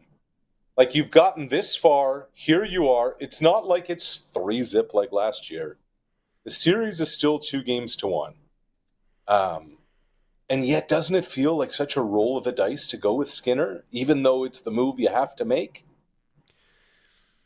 I disagree. I really do. Yeah? Yeah. Okay, let's hear it. So Stuart Skinner's in his second Stanley Cup final in the last 2 years, right? Yeah. He was the goaltender of record that got him there last year. He's the goaltender record that got him there this year. Like, every other goaltender is fishing or golfing, except for Stuart Skinner and Bobrovsky. That's it. The rest of them are done, right? Yes. Are you telling me you'd rather have Connor Hellebuck right now? I got to go to a marina in Minnesota to find him, right? No, I'm wondering if you go with Calvin Pickard right now. No. That's what I'm asking. This is Skinner's game. His bounce back has been tremendous so far in these playoffs. His bounce back after a loss or after a struggle has been really good. Even so much so, I'm taking the under tonight on 5.5. Oh, wow. Yeah. How about that? Yeah. Okay. A little sprinkle. Florida's fourth line. I got to carry on Barney's Nosek. sprinkle job here. I got to look after that. Whoa, okay. Yeah, Florida's fourth line, Nosek, Greer, and Gadjevich, when they've played, now because Greer's kind of been in and out of the lineup, kind of been injured or whatever, when they played, they're good. They're better than Edmonton's fourth line.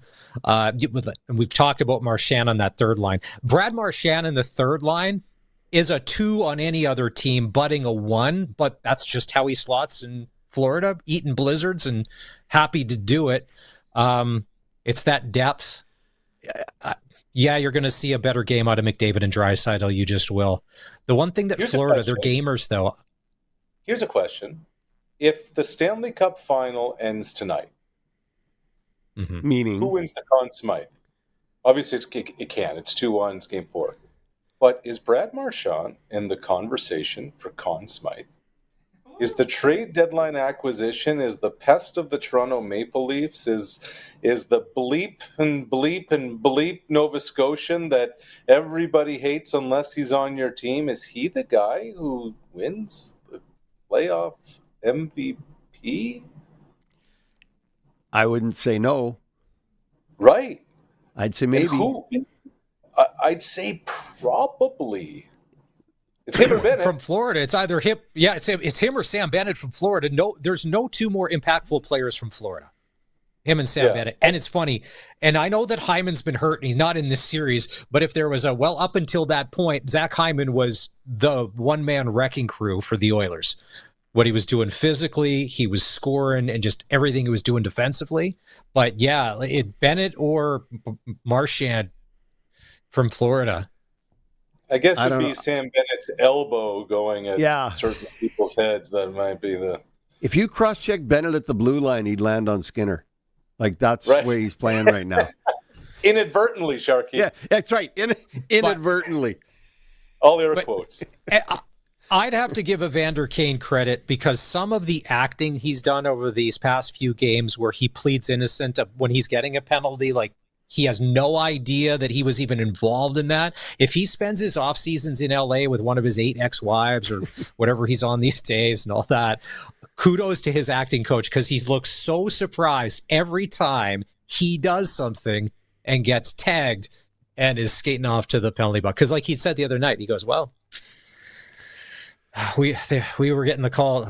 They weren't, they were doing the same thing. It's just us that was getting tagged. So it's us against the world, Evander. Arash, I have I don't know if it's an apology or it's an admission of error or what I'm going to pass on. But when the Major League Baseball season started, I said the turning point for the Blue Jays is the anthem on opening day. They're done. Put a fork in them. It's over. What the heck is going on with that ball club?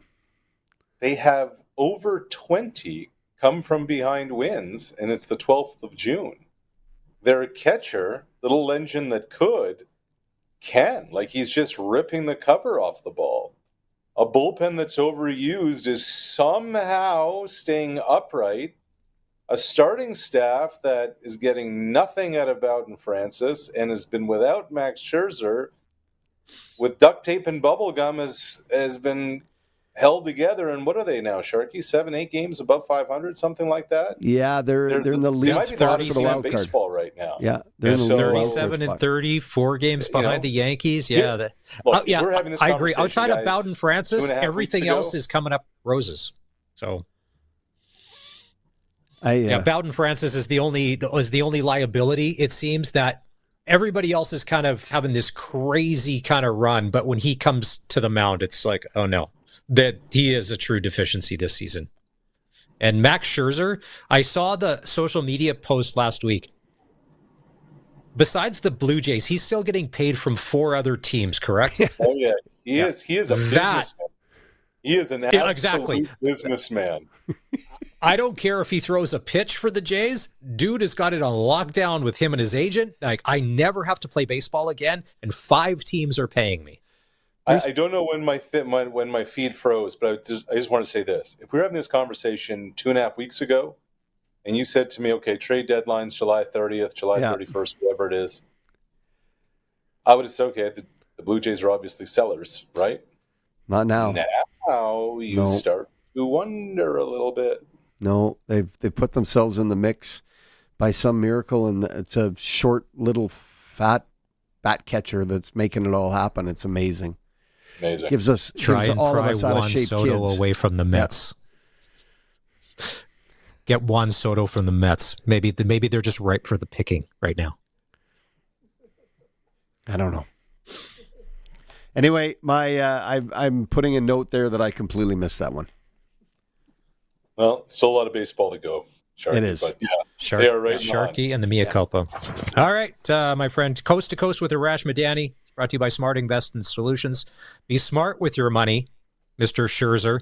Call Brian Gawley. Brian would like to get a hold of that. Yeah, Brian would love to get a hold. Brian would love to get a hold of Max Scherzer's the exchange rate on how much Max Scherzer's getting from those 4 salaries alone. We got the base. I'd just buy crypto just for the fun of it, just to take the loss if it happens. It's Smart Investing Solutions at 546-2533. All right, time to take a break here on the Sportscage. Sharky, next we put you in the hot seat. We're going to do a NASCAR report, and I will tell you, I am not happy about where NASCAR is this weekend because they do not need to be going there. NASCAR is a thing. Keep it that. You're not the NFL. If you will explain in just a couple of minutes. This is the Sports Cage on the home of local sports, 620 CKRM. Rider Nation lives on 620 CKRM. I'm Dave Thomas, voice of the Saskatchewan Roughriders. Saturday is game day as the Riders take on the Hamilton Tiger Cats. Countdown to kickoff with Justin Dunk and Tegan Whitco's at 2. The pregame show's at 4. And kickoff with Luke Mullender and I is at 5. Saskatchewan Roughrider football on the Cooperators Rider Broadcast Network is brought to you by Young's Equipment, GMS Insurance, and PlayNow.com. Stream every moment of Rider football at Sportscage.com.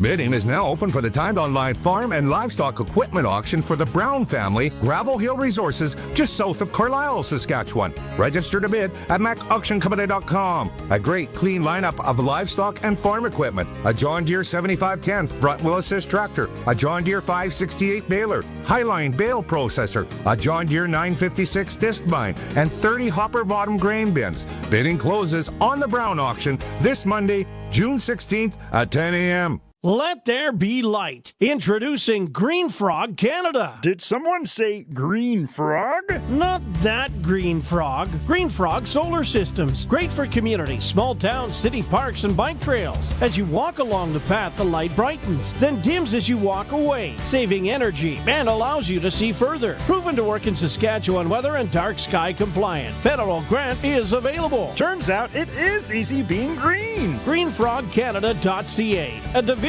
of Metal Man. You think, we do.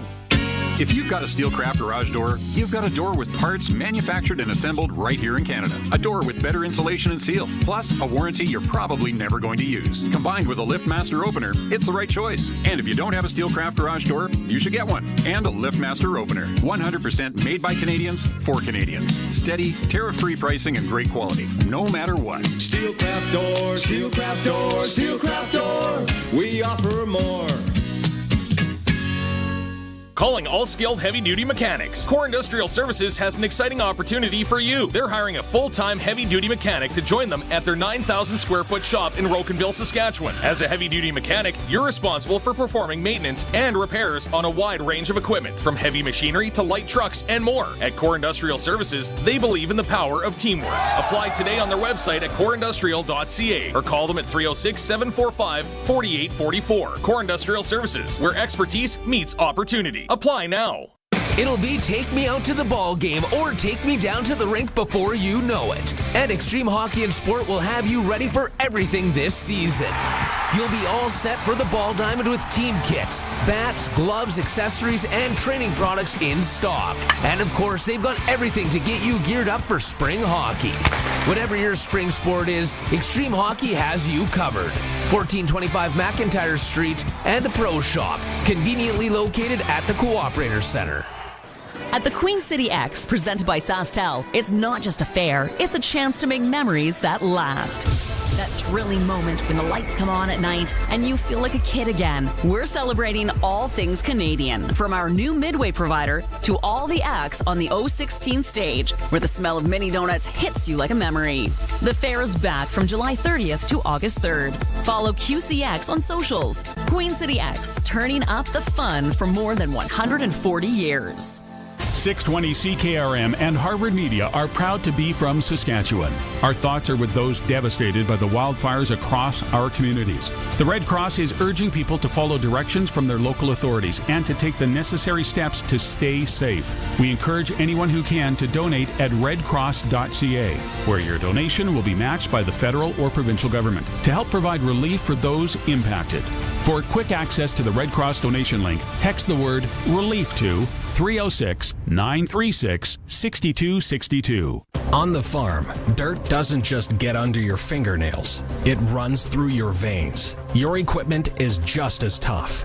You bought it for its rugged dependability and efficient operation. To keep your machinery running as good as the day you bought it, you want genuine AGCO parts, fluids, and filters from Nick Service.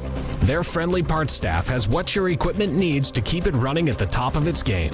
Keep it genuine at Nick Service, your local genuine AGCO parts headquarters. The Sportscage Clutch Performer for Nick Service in Emerald Park. Your local Massey Ferguson Challenger, Rogator, Gleaner, and Fendt dealer. Call 781-1077. Reed and the Albatross, my Clutch Performer. So Reed made only the fourth double eagle since the U.S. Open started keeping records 4 decades ago. His second shot from 286 yards on the par 5 fourth hole at Oakmont. So the Albatross is the rarest shot in golf. And according to Barney, he hasn't made any Albatrosses this week. There's only a few hundred of them being made every year across the world compared to the 30,000 hole-in-ones that happen every year. Patrick Reed, Clutch Performer with the Albatross. Barney doesn't need his putter for an albatross, so maybe that's what he should have gone for. His putter's avoiding him today. I got a clutch performer, and it's a shout-out in advance to the Pilot Butte Rodeo tomorrow night. Young fella who was last year's Saskatchewan High School Rodeo champion in the team roping. Jackson Ward out of the Radville area is going to be in Pilot Butte tomorrow night, and I'm going to be out there celebrating and watching him do his work on the slack, if you know what that means in the rodeo terms, and look forward to seeing Jackson come out on top tomorrow night in Pilot Butte. Yeah, it's a triple header weekend for rodeo in southern Saskatchewan. So you got Pilot Butte, you've got the KRCA Rodeo in Estevan, and you've got the Long Creek Rodeo in Radville. So a lot of miles being put on. I'll bet you Jackson's doing all three. I'll guarantee you the kid's in more than one spot before the weekend's over. So come on, Jackson, throw that rope. Look forward to seeing you Friday night. Tomorrow afternoon, right here on the show, just after 4 o'clock, Dustin Edwards, who's been on before, he does a rodeo podcast. He's a rodeo announcer. He's a former bull rider. We're going to come on. We're going to break down all these rodeos because you've got Pilot Butte and Long Creek. They're CCA, and then Estevan is KRCA. So they're different rodeo associations. You got different cowboys. Like, we're less than a month away from the Calgary Stampede. And there are guys, and it's all based on money and points and invites and all that. So there's a lot in play this weekend. And the Bud Light Cabaret in Pilot Butte on Saturday is the Gecko Band from Mexico. They'll be taking the stage. I've seen them. They're good. They're good. Entertaining as heck. You'll have a great time with the Gecko Band. Yep. Love it. Do they play La Bamba? They do play La Bamba. They do play La Bamba. Yeah, Colson, you got a clutch performer here. Yeah, honorable mention to my butt. It's not working. There we go. Honorable mention to Summer McIntosh. 3 world records in 5 days. That was an easy one. If you're into Pretty that, clutch. Yeah, that was an easy one. Yeah, if you're into that, way to reach. Yeah.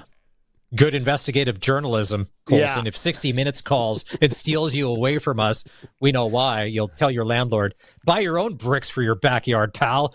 I'm out of here. I'm gone. Are we drifting into does the NASCAR report have a fancy intro? It does. I'm not usually on Thursdays. It does. Okay. It's got a very fancy intro. Colson, hit the intro. Time for the fancy intro. The Sportscage NASCAR Report, where rubbin' is racing, is brought to you by Croft Electric. 27 years of trusted, reliable home, farm, and commercial service for all your electrical needs. Visit croftelectric.com and on all socials. Here I Sharky, sit with can my I say fancy, first off? Yeah. Go ahead. Yeah. Can I say first off, this to me is like NFL Europe. I don't like it. The games are awful. Stay in the States. All right, the NFL. NASCAR is going to Mexico City this weekend. Like, you don't think that there is a budding city with a track that you could add to the repertoire with the fans and all that, but no. And then there's problems with the plane today. They had to emergency land. They got all the drivers on one plane. This is just not... Sharky, I'll let you do your thing. I'm just saying I am not a fan of NASCAR going to Mexico. Well, first off, let's cover last weekend. Denny Hamlin gets a win in Michigan. William Byron was the guy I picked. He was right there through lots of the race, ran out of gas. So Hamlin gets a win. Nice win for Denny Hamlin. He already had one, so he was in the playoff hunt. But Hamlin secures another win at Michigan, but he's going to miss this week. Denny Hamlin is not going to Mexico as his wife gave birth to their third child. So he's going to stay back, do some fathering duties because the NASCAR season gets more intense as we go along. And yes, they are going to Mexico City to the Aerodrome, I believe it's called. It is a road course in Mexico City. There is a reason they went there. There is a Mexican driver and one of the teams. So they're going to, obviously he's going to get a ton of press and a ton of opportunity in Mexico City. I still don't think he'll win, but Suarez is going to be in tough. It is a different look for NASCAR. They haven't left, in my recent memory, they haven't left the United States. I don't know if they ever did before. I know they haven't come to Canada. I can't imagine they would have gone to Mexico City they've gone there before, but it was a long, long time ago that they went to the Aerodrome. It's held other races before. This place is not. They didn't build this track just for this event. This track's existed for a long time. But it is a road course, and we've got road courses coming up here over the next 4 with Mexico City, Chicago, Sonoma, California, and then the tricky triangle of Pocono, is in there. So a little different than our 1.5-mile ovals coming up. So some different drivers are going to look to be in the lead. We're going to look for Ty Gibbs, Shane Van Gisbergen, and Barney's favorite, the Allmendinger. AJ Allmendinger is one of the great guys on the road courses. But Kyle Larson and Chase Elliott both drive there as well. So a little different look this weekend. But it's, you know what? Why wouldn't Mexico City get a race? I think it's exciting down there. It'll be exciting for the people. They'll sell lots of merch. They'll sell a ton of merchandise in Mexico City. It's good for the sport. F1 for sure, because F1 having a very European culture and flair. Yep. I'm not sure if you've seen the previews for that new Brad Pitt movie. Which actually looks pretty good. Yeah, I've seen a couple. Yeah. They filmed part of that in Vegas last year when the F1 was there. They filmed some scenes. So William Byron driving the number 24. He's your number one driver, 576 points. He's got one win. It's funny when you mention when they run out of gas. It's funny when you run out of gas in NASCAR. It was a couple of weeks ago. It was a couple of young guys, maybe high schoolish, 19s, driving a Chevy Corsica. All right. So the dude, because I pulled up as the dude with the jerry can was walking up to the car. So the mission was almost complete to be like, it's too bad that they don't make the NASCAR driver, when you run out of gas, to have to go walk back to the pit, get the can, refuel it yourself, to be like, pal, you were the only one driving this thing and you ran it dry. All right. Yeah. You knew how much gas was in there. What were you doing? You got to get it back here on your own. Get out and push. Curious question. NASCAR. Yes. Sorry, NASCAR raced in Niagara Falls in 1952. Really? Yeah. Okay. And at Exhibition Stadium in Toronto in 58. In 88, they were in Melbourne, Australia for the NASCAR 500, Goodyear NASCAR 500. And then 96 and 97, they did the NASCAR Thunder Special at Suzuki Circuit Suzuka, Japan. And then 98, the Coca-Cola 500 was in Motegi, Japan, which was the last year of international racing to this point. Think of the cost to take all those vehicles to Australia or Japan, right? Yeah. Think I can get going to Niagara Falls if you're in Michigan or if you're in upstate New York or somewhere. Like, that's not the end of the world. But to get all that stuff to Japan, are you kidding me? It's not like a baseball even team. to Mexico. Yeah. Even to Mexico City, you're trucking all of those cars. Yeah. I don't know if you're flying them or something. No, they put them on their haulers, but yeah. You can't haul them. Can't put them on the hauler to Japan. No. Question. In the old days, and I know it was the honor system, if you needed a jerry can, that people trusted people, you paid for the gas, you got the can, you brought it back. Does that still exist, or do you have to buy the jerry can as well? You got to buy the jerry can now. Yeah. So they don't want to use jerry can back. You got to buy the jerry can. And so I could only imagine what that costs, and I can relate that to when we were Sharky, here in Canada. If you had to go to a store and buy like a cheap styrofoam cooler, what would that cost? $2, $3, $4 maybe, just like the cheap styrofoam. I'll bet you they're $10. I'll bet you they're $9.99. Okay, not now, but let's say 5-6 years ago, before the world went crazy, right? Like $4.99, $5. So we're on vacation in Hawaii and we're staying at a rental, and the fridge was. I'm like, well, we just got there and it wasn't all that cold, and so we go to Costco. We do the giant shopping trip, the $600 shopping trip to get stocked up. We come back and the fridge is really not working. It's completely iced over, but we have all of this stuff now sitting on the floor. So I drive to a Foodland. We're on the Big Island, and I go in. And those styrofoam coolers, those $4 styrofoam coolers, were $19 each. Yep. Sucker has to buy 4 of them, along with $8 bags of ice, only to go back to find that we were only able to salvage some stuff. And 4 days later, we had to get a new fridge. It was a total disaster. So I can only imagine what a jerry can costs these days. In your worst moment, there are no favors coming your way. You're not catching a break. I think $29.99 is what you're looking for a jerry can right about now. Ooh. Yeah, that's a ballpark guess. I'd have to go do some research. This Google thing will tell me, but I think you're looking at $30 for a jerry can. But I haven't run out of gas in forever. Touch wood.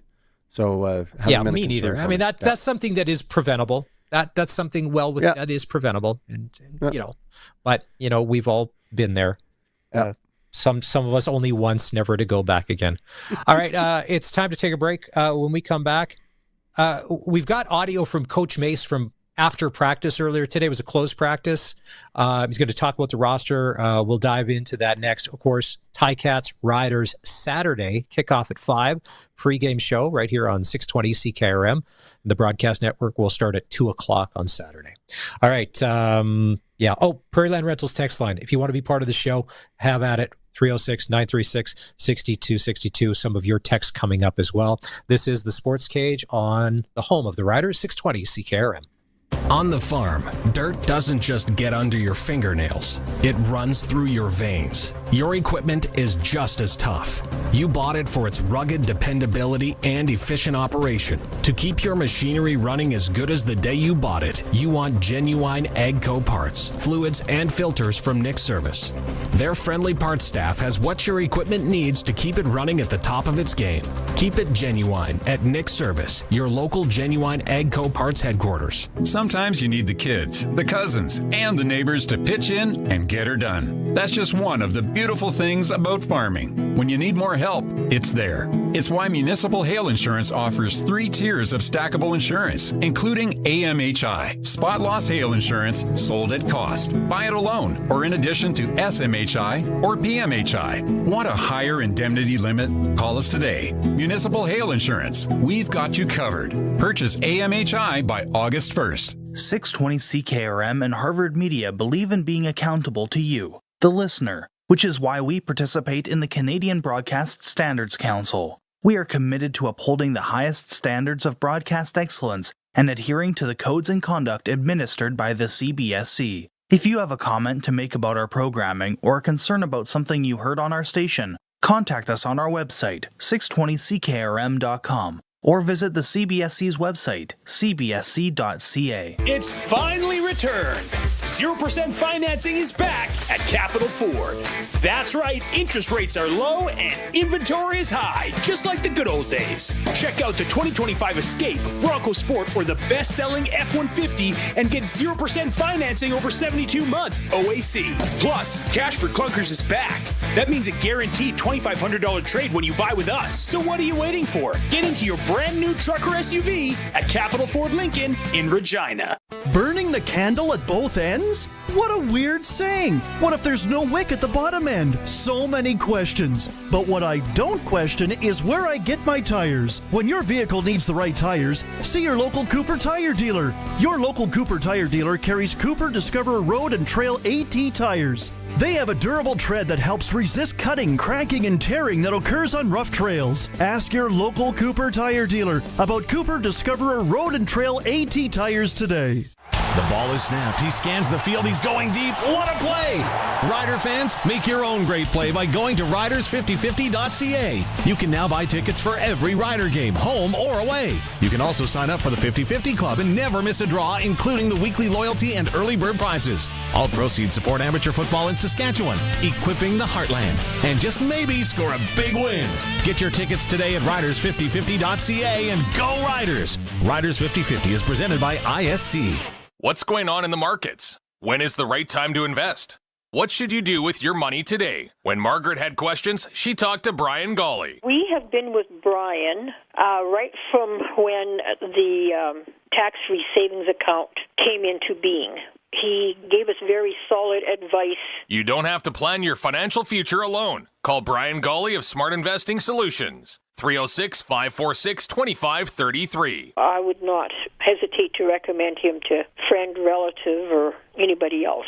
Your lottery ticket dispatches the crew that's airborne within minutes. Your lottery ticket powers the helicopter that's equipped with life-saving technology. Your lottery ticket is someone's lifeline. Stars Lottery. Your ticket fuels our mission to provide critical care anywhere. And you can win millions with Lucky Stars 50/50 and Stars Daily Cash. 40 years, one mission. Get your tickets today at starslottery.ca.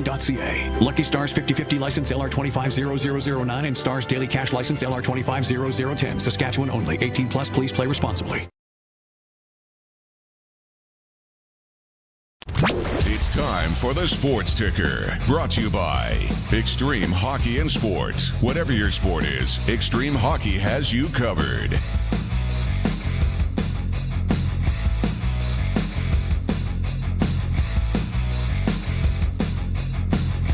Tonight for the Bombers, it'll be Chris Streveler as the starting quarterback because Caleros is serving the one-game suspension for that missed phone call drug test situation which happened back in the winter.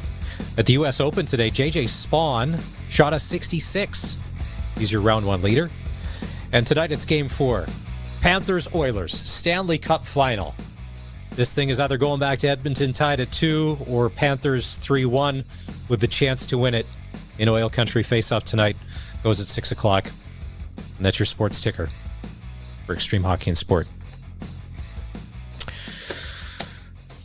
Oh, yeah. There's so much going on, Sharky. You'd like to invest time, like, with hockey and football, like, U.S. Open, like, I don't know if I'm going to get a chance. It's funny. I'll dedicate time for the Masters because it's the Masters, but it's funny. 6 weeks later, the U.S. Open comes. It's a major. It's not the same. Can I say I don't really care? It's not that I don't care. It's just you don't sit down Thursday. Same. Like, you know what I mean? Yeah. And I think it's because the Masters, especially in Canada, it's the beginning of golf season. Like, it comes out first part of April. It's the beginning of golf season here. We've all got out our clubs. We've cleaned our shoes up. We've washed the socks we found in there from last fall. We're ready to go, right? It's golf season starting, so we get more excited. And it's a great tournament, and it's a great visual all the time. And then, after that, we fade to black on watching all 4 days, unless you're super passionate about the particular golfer or course that you're watching. But the Masters is something pretty special. It's funny you mentioned the unwashed socks in the golf bag. What about the random stray beers in cans or half-drank Mickeys to be like, I don't even know from when this was. And you're like, yeah, we're just going to dump that and put that in recycling. That's not going back in the fridge. You know, an old jug of sourpuss in the bottom's probably going to be okay, but that Coors Light that might have been in there for 9-10 months might be questionable. Yeah. The mountains won't be blue on that one. Speaking of blue, Suits is in enemy territory. Glen Suitor joins us from Princess Auto Stadium. Next, this is the Sports Cage on 620 CKRM. 620 CKRM is your home to country's greatest hits and the 90s at 9. 1 full hour featuring the biggest hits of the 90s. Garth, Reba, Alan, Shania, George, and so much more. No cassette tape or CDs required, and 90s mullets are optional. 90s at 9 for the town of Wolseley and the voice of Saskatchewan. 620 CKRM. The Health Sciences Association of Saskatchewan is a union representing over 4,000 specialized healthcare professionals who work in a variety of professions, including speech-language pathologists, social workers, midwives, and music therapists. We work in hospitals, emergency services, communities, and long-term care. The services that Health Sciences members offer are diverse, but our priorities are the same. If you need us, HSAS professionals can help. You hungry? I could eat. You want the usual? Mm-hmm. What else is there to talk about? Palliser Direct Online Hail Insurance. It's that easy. Save up to 13% on your crop hail rates this year when you purchase online through Palliser Direct.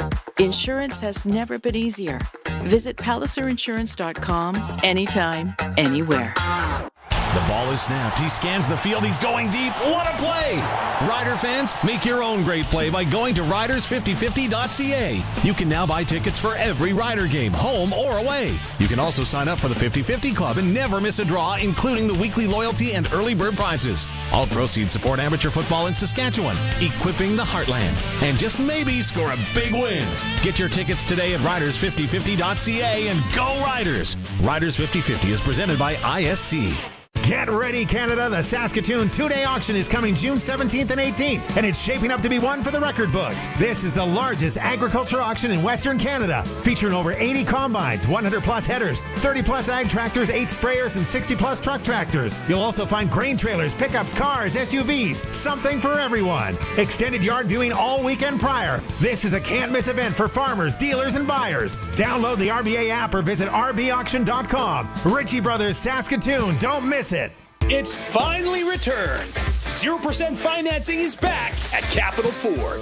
That's right, interest rates are low and inventory is high, just like the good old days. Check out the 2025 Escape, Bronco Sport, or the best-selling F-150 and get 0% financing over 72 months, OAC. Plus, Cash for Clunkers is back.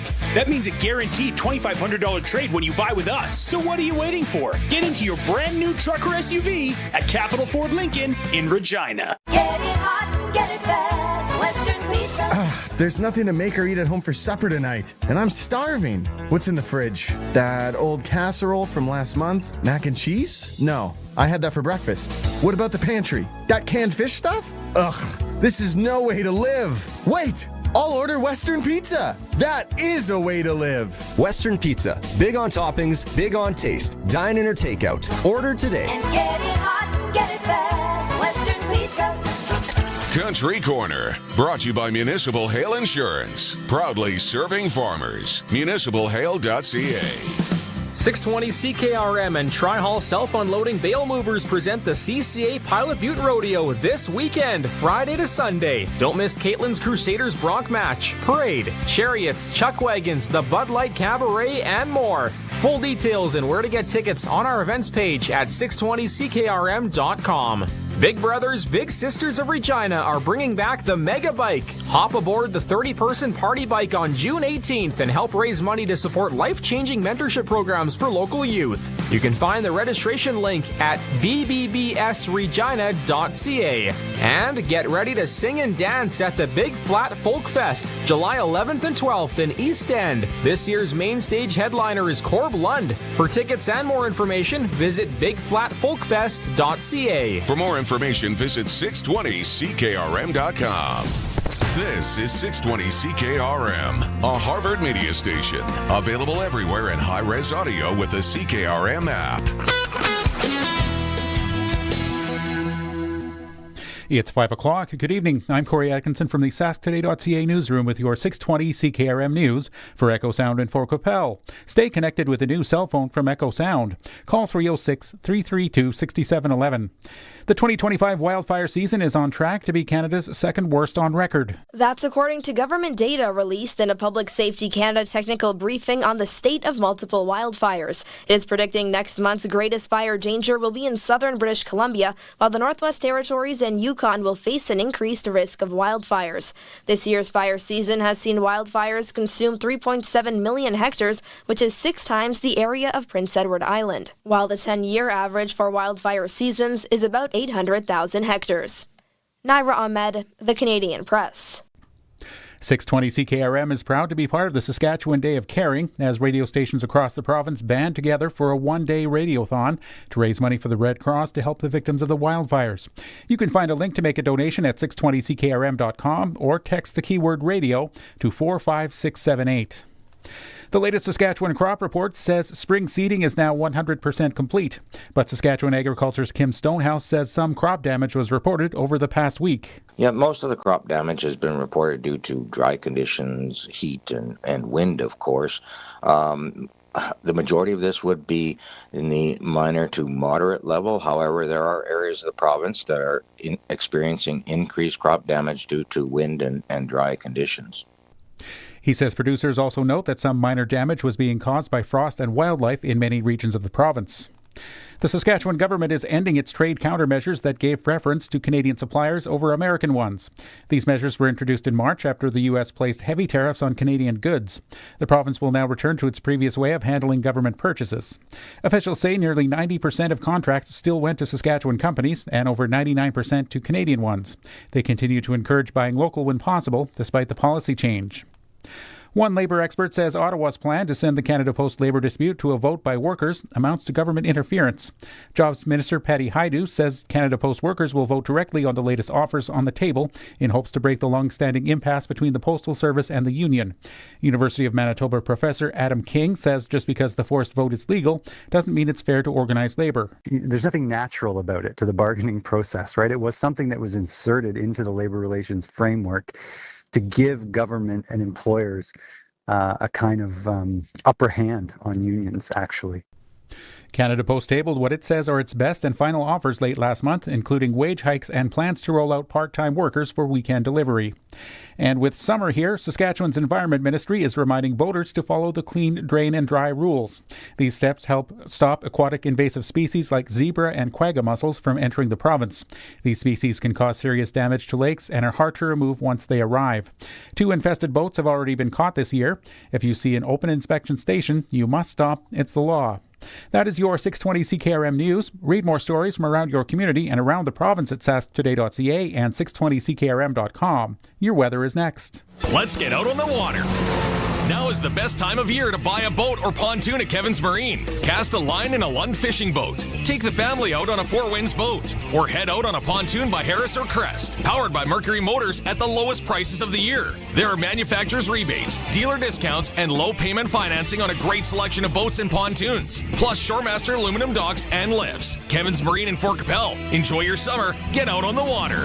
Stop by or shop online at kevinsmarine.com. Way to go, Travis Kelce. I mean, son. As fun as it is watching your 5-year-old run the wrong way or pick dandelions on the football field, what if I told you you could watch your favorite sports or shows on the go anywhere? Well, you can with MaxStream TV from Echo Sound, your SaskTel authorized dealer. Take MaxStream anywhere you go. Oh, wrong way, buddy. MaxStream and great internet plans available at Echo Sound, your SaskTel authorized dealer in Fort Capel, echosound.ca. Your 620 CKRM weather forecast is brought to you by Line-X Regina. Serious protection, killer looks, 1865 McCarra Street. And Croft Electric, 27 years of trusted, reliable home, farm, and commercial service for all your electrical needs. CroftElectric.com and on all socials. Now, here's your precision weather forecast. The air quality alert in effect as the smoke will clear out a little bit for tomorrow, but for tonight and at least a good portion tomorrow, we've got areas of more dense smoke being replaced by more of a smoke and haze filter over the otherwise partly sunny sky for the day tomorrow. 9 degrees our low tonight, 22 is the high on Wednesday. Partly cloudy sky Wednesday, we're back down to 9, and Thursday partly sunny, 22. So that's a pretty consistent part of the forecast. There is that slight chance of a shower Wednesday afternoon. There is a slight chance of a shower again Thursday night. Looking at about a 20% chance either period. Not much change from that shower threat. We're still partly sunny on Friday, still 22, and still likely dry. But we bring in again nighttime hours, Friday night, and then Saturday night too for some showers. Daytime's slight risk. Not much better at night, but night is the best chance. Temperature 25 Saturday. With your 620 CKRM weather forecast, I'm Precision Weather meteorologist Phil Spivak. He's at it again. Matt's sharpening his pencil to save you money at Matt's Furniture. Now till June 25th, save on the largest capacity French door refrigerators with Whirlpool. Get the 36-inch French door refrigerator with interior filtered water dispenser for just $18.99. Or upgrade with the ice maker for $2,099. Check out the Whirlpool 47 dBA dishwasher with third rack for just $8.99. And see the selection of Whirlpool microwaves and electric ranges. Matt's Furniture in Fort Capel, Kamsack, Melville, and Foam Lake, or online at mattsfurniture.ca. When you want the best for your truck, you want Line-X. Your truck has withstood the harshest elements Saskatchewan has thrown at it. Rocks, gravel, rain, sleet, and snow, and left with no chips, no rust. Line-X protective coating keeps your truck's bed liners, rocker panels, and bumpers looking like brand new. Don't settle for Brand X. Go with Line-X. It's serious protection. Come see why everybody loves taking their truck to Line-X Regina for their rocker panels, bumpers, and more. Line-X. Make your truck complete. 1865 McCarra Street. Broadcasting from Century Studios in downtown Regina, Harvard Media presents The Sportscage, where Saskatchewan comes to talk local sports. Brought to you by Access Communications. Trusted in rural Saskatchewan for internet, TV, and home security. Be part of the show. Call 1-866-767-0620 or text 306-936-6262. The Sports Cage. Streaming at sportscage.com, our YouTube channel, and on the radio at 620 CKRM. Final hour of the show on this Thursday afternoon, and thanks for being part of it. We appreciate it. Barney is off this week, golfing up a storm. Not missing well, every putt. Missing every putt is what I hear. Yeah. From the text I got last night, hasn't been great. It's Maz and Sharky filling in for Barney today. Speaking of golf, Brian Raymond from Flowing Springs Golf Course, who always joins us on Tuesdays and Thursdays.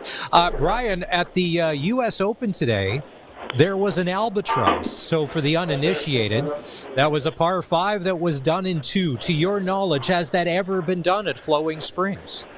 Not to my knowledge. I'm not saying it hasn't happened, but as long as I've been here, it hasn't. I guarantee you nobody did it on number 1. Well, no, I guarantee that too.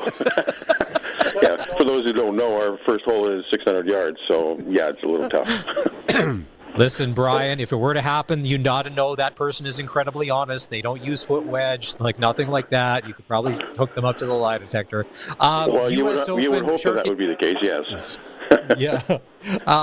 U.S. Open going on. Now we're really getting into the heart of golf season. And it's go time now. Little smoky, but all good. People out to golf, right? Not a problem? You know what? It seems like ever since COVID, we've had a real surge in the popularity of golf, and that's just continuing on. There's a lot of people who have been new to the game, and it still seems to be improving. It's a great game to play for groups like families, fathers, sons, fathers, daughters. It's been great. The validity of golf is that you're not playing against the other person; you're playing against the golf course. So it's self-depreciating sometimes is what you're saying, Brian. Well, I would never say that. At least not on the air. Oh, Brian, you brought up a good point. With Father's Day coming up on Sunday, if you want to get Dad maybe a nice little gift card or a punch card or something like that, play some few around. Hey, when is Dad ever happiest? When he's away from the family, right? Flowing Springs Gift Shop is the ultimate destination. Yeah. All right. Ryan, what's the specials this week? What's going on? Monday, if you're looking for a special, Monday and Wednesday, if you're a senior over 60 here, or a lady, it's $38 to come out and play the golf course all day. We have our afternoon specials every day, $38 after 3, $22 after 6, and we have a senior rate. And I would be remiss if I didn't mention our wonderful driving range. It's huge and it's been busy, but we have lots and lots of room. You don't have to wait, and you don't have to make a reservation to use it. Still tee times available for the weekend, Brian? Yes, we do have tee times. For Father's Day is filling up, but we do have room for sure. Awesome.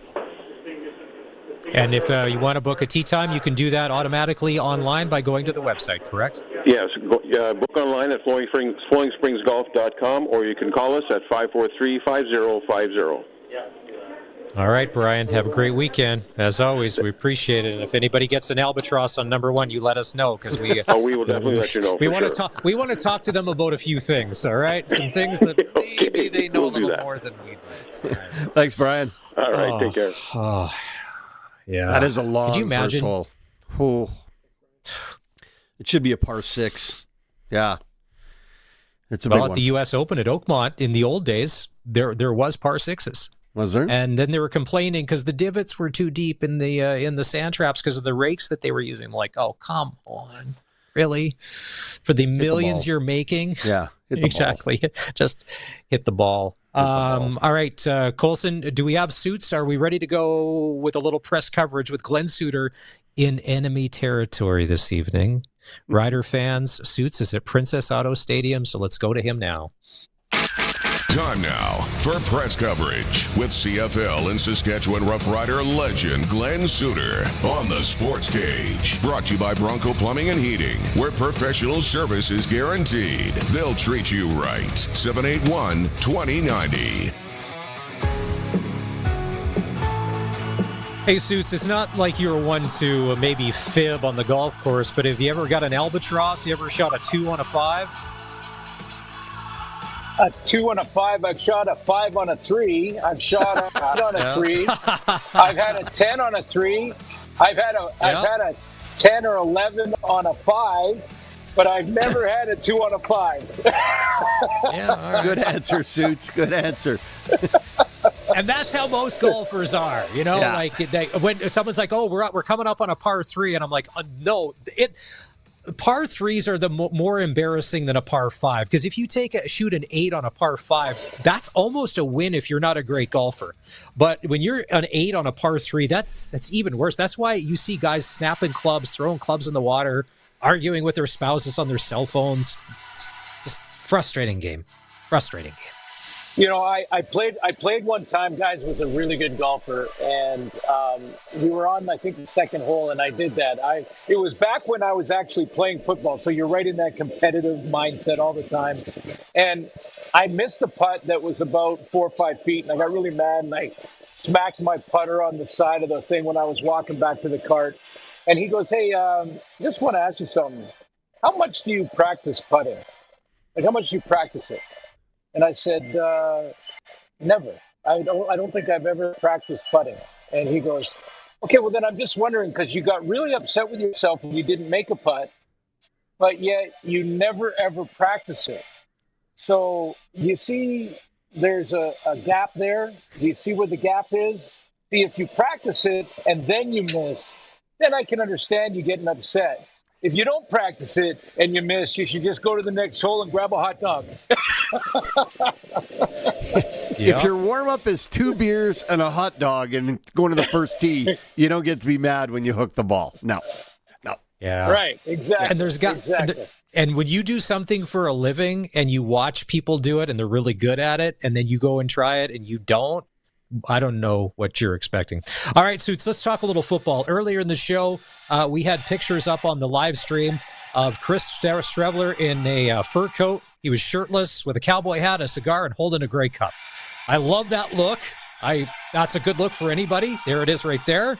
Tonight, he's the starting quarterback for the Winnipeg Blue Bombers. And I thought in the preseason game against the Riders, it was preseason, that he looked good. He looked like he was making throws and doing things that maybe we hadn't seen out of him. What are you expecting from Streveler tonight for the Bombers? Because Caleros is suspended and he's not dressed for the game. Yeah, I'm expecting Streveler to play very, very well. I have reasons for that. One is his experience now, and experience playing in games in the CFL. But I had a great conversation with him this week and asked him about that very question. When you get hurt, he got hurt in the Banjo Bowl last year. We're having all through the rest of the season and through the off season. So he said, understand how quickly the chance can be taken away from you. You really when you get that opportunity to actually go and play again. I just see Suits, ready Suits, for this opportunity, guy. Your phone's breaking up, so we're gonna just filibuster here. We're gonna call you, okay? We're gonna old school call you because the video stream, it's breaking up here or whatever. So yeah, so we'll do that, and Colson will give him a call. 1970s technology coming into play right now. Yeah. Hey, is Winnipeg, that our Commodore get your 54, 64 computer giving us that creep? I don't know. Do they not have cell service in Winnipeg? Barney said COVID's still happening there because everyone wears a mask. The cell service is new there. Yeah, they just got it a while back. Yeah, you can't Google Winnipeg; it doesn't come up. Yeah.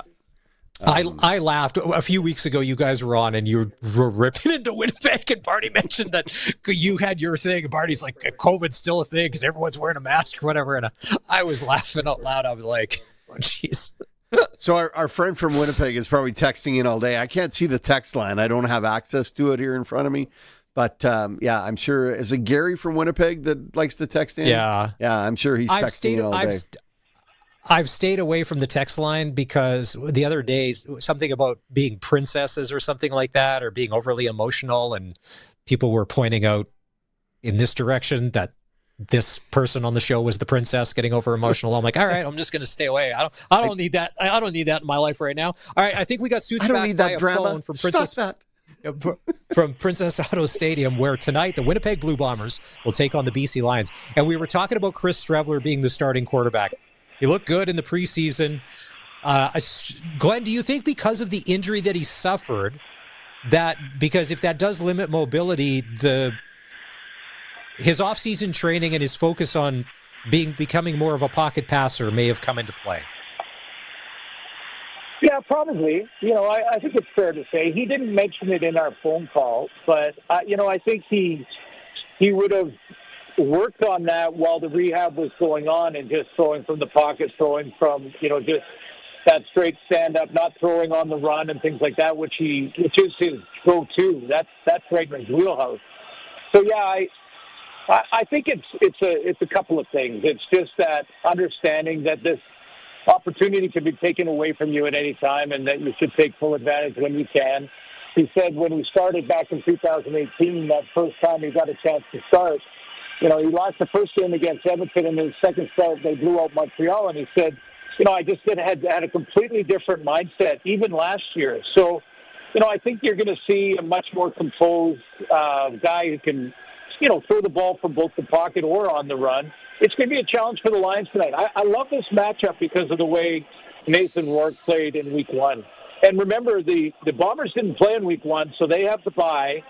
And they have that game film from BC. I wonder what kind of edge that could give them, because the Lions didn't have that. They only had preseason tape.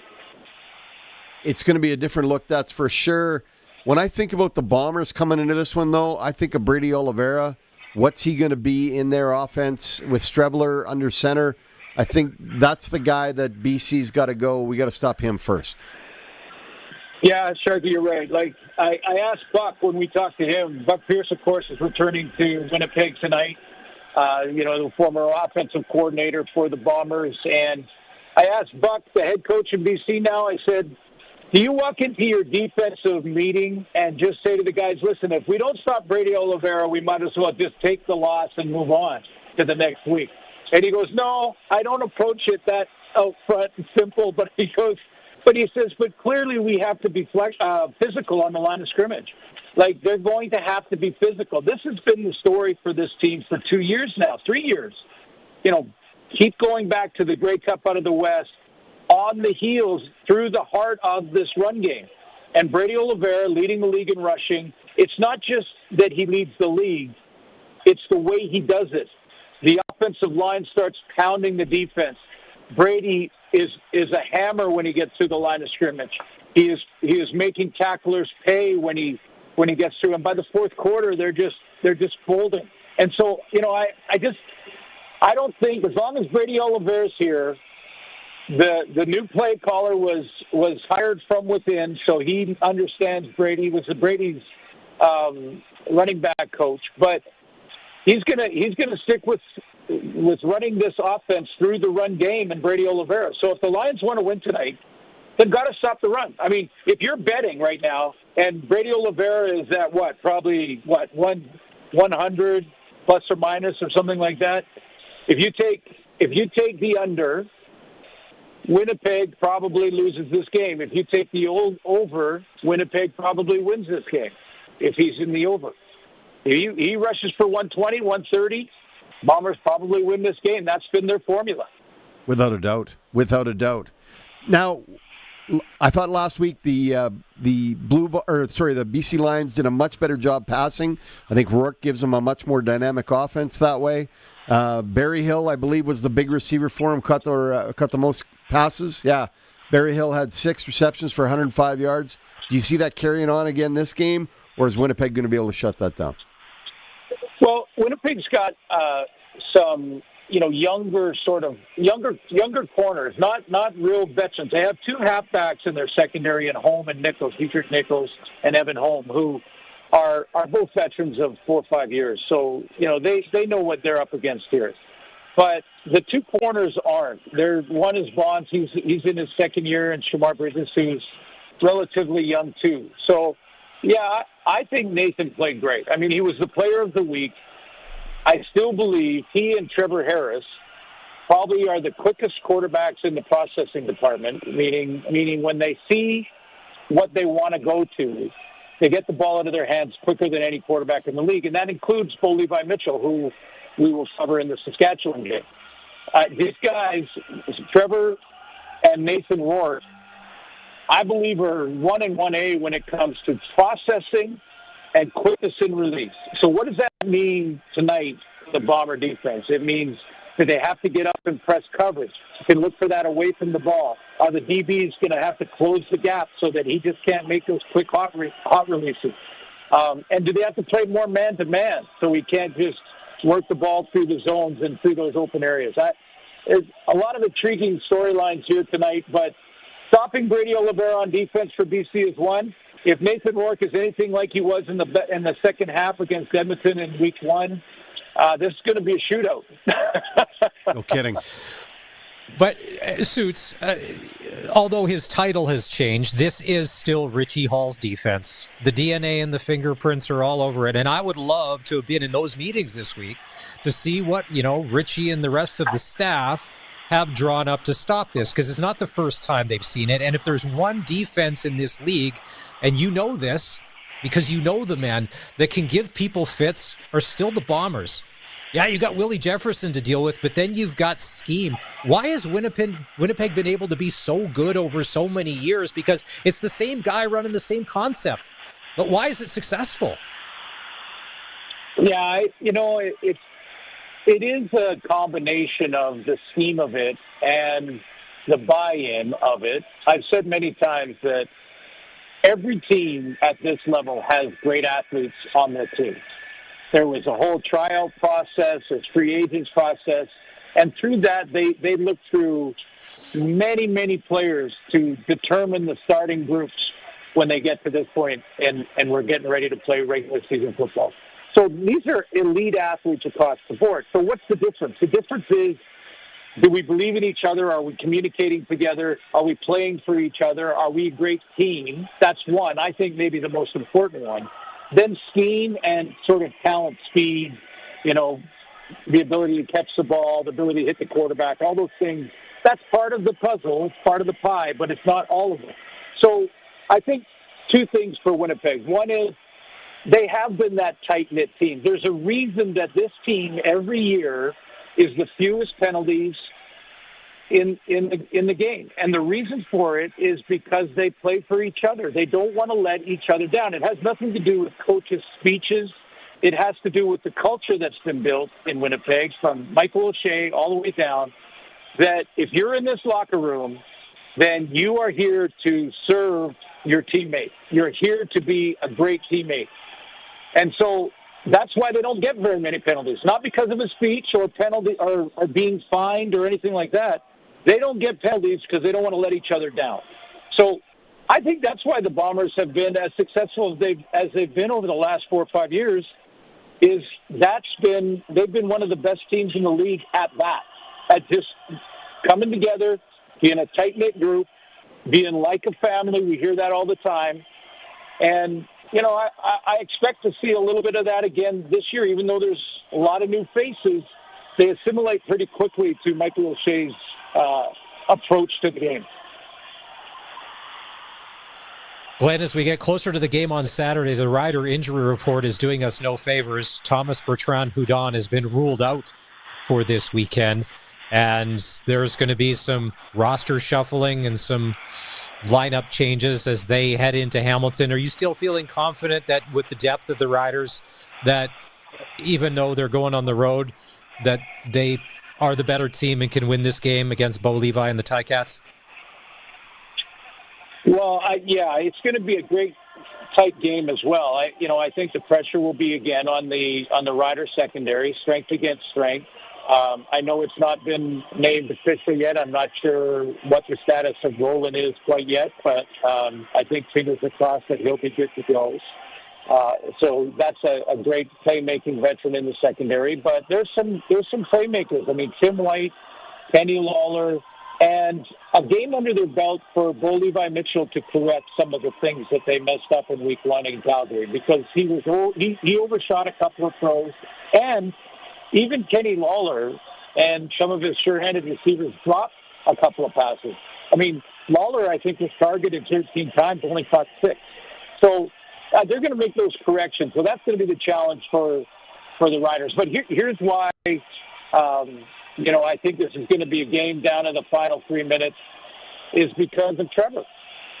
Trevor Harris is an elite player who, in game 1, dissected the Ottawa defense. I mean, it wasn't every series. It'll never be any series. The other team is throws, and they get paid to, and they're going to make their plays to. But when he needed to, Trevor Harris chewed up that defense. They tried to play zone. They tried to go man. It didn't really matter. MLS has a big game. When you have a quarterback that recognizes and, as I mentioned, gets rid of the ball like Trevor does, you can work around an offensive line that's finding its way because you have a quarterback with a quick release. And, you have a quarterback that understands and has seen every defense. So you always are in the game, even if you're down by 10 early or down by 14 or whatever.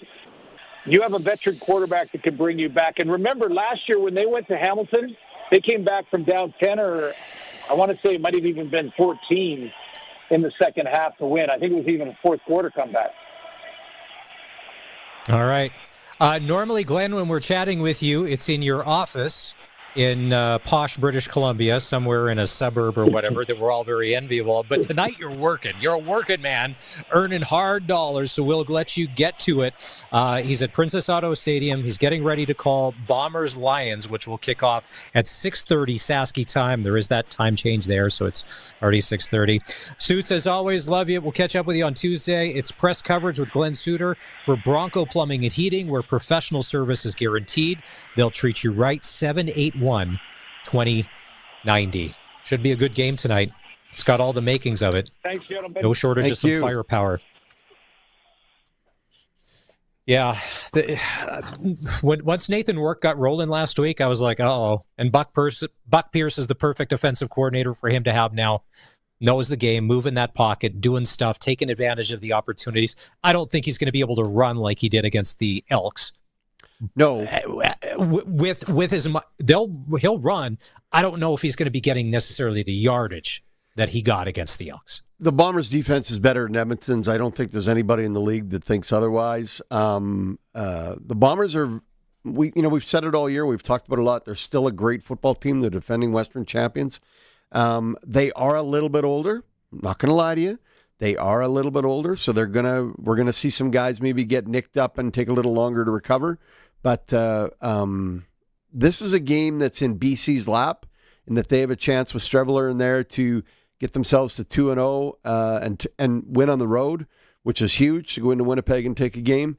But Streveler's got an opportunity to cement himself as the 1A, if you will, with Caleros, right? And give himself a better look in the Bombers offense. So there's a lot at stake for both clubs. Interesting to see how it all works out. You're going to be back. I got to have 2 TVs on tonight. I got to be watching 2 games at the same time. Whatever happened to picture-in-picture? It was one of the best inventions of the late 90s, early 2000s, and now technology is better than ever. Yeah, and but no picture-in-picture. Nope. Yep. It's completely gone. I'm sorry, but one of my kids will not be playing Minecraft tonight because I'm going to be watching on one of their iPads one of the games while we're watching. I'll do football on the iPad, hockey on the other. I'll have 2 TVs in the man cave. We set up. I'll be good. I'll be able to watch everything. Side by side. All right, time to take a break. When we come back, tonight, Panthers, Oilers fans. Well, Sharky's an Oilers fan. We'll ask about how nervous he is for this evening. Hey, if you want to be part of the show, Prairieland Rentals text line, you can always jump in at any time. 306-936-6262. Take a break. We'll be back in a couple of minutes. This is the Sportscage on the home of the Saskatchewan Roughriders, 620 CKRM. Been there, done that. We get it. And we've got something great for you. The Great Bin Giveaway on 620 CKRM. We're giving you the chance to win a 100-ton fertilizer bin from Coregrain. All you have to do is be listening to find out which sponsor locations you can enter at, all across southern Saskatchewan. You'll also have some chances to qualify during Saskag Today with Ryan Young.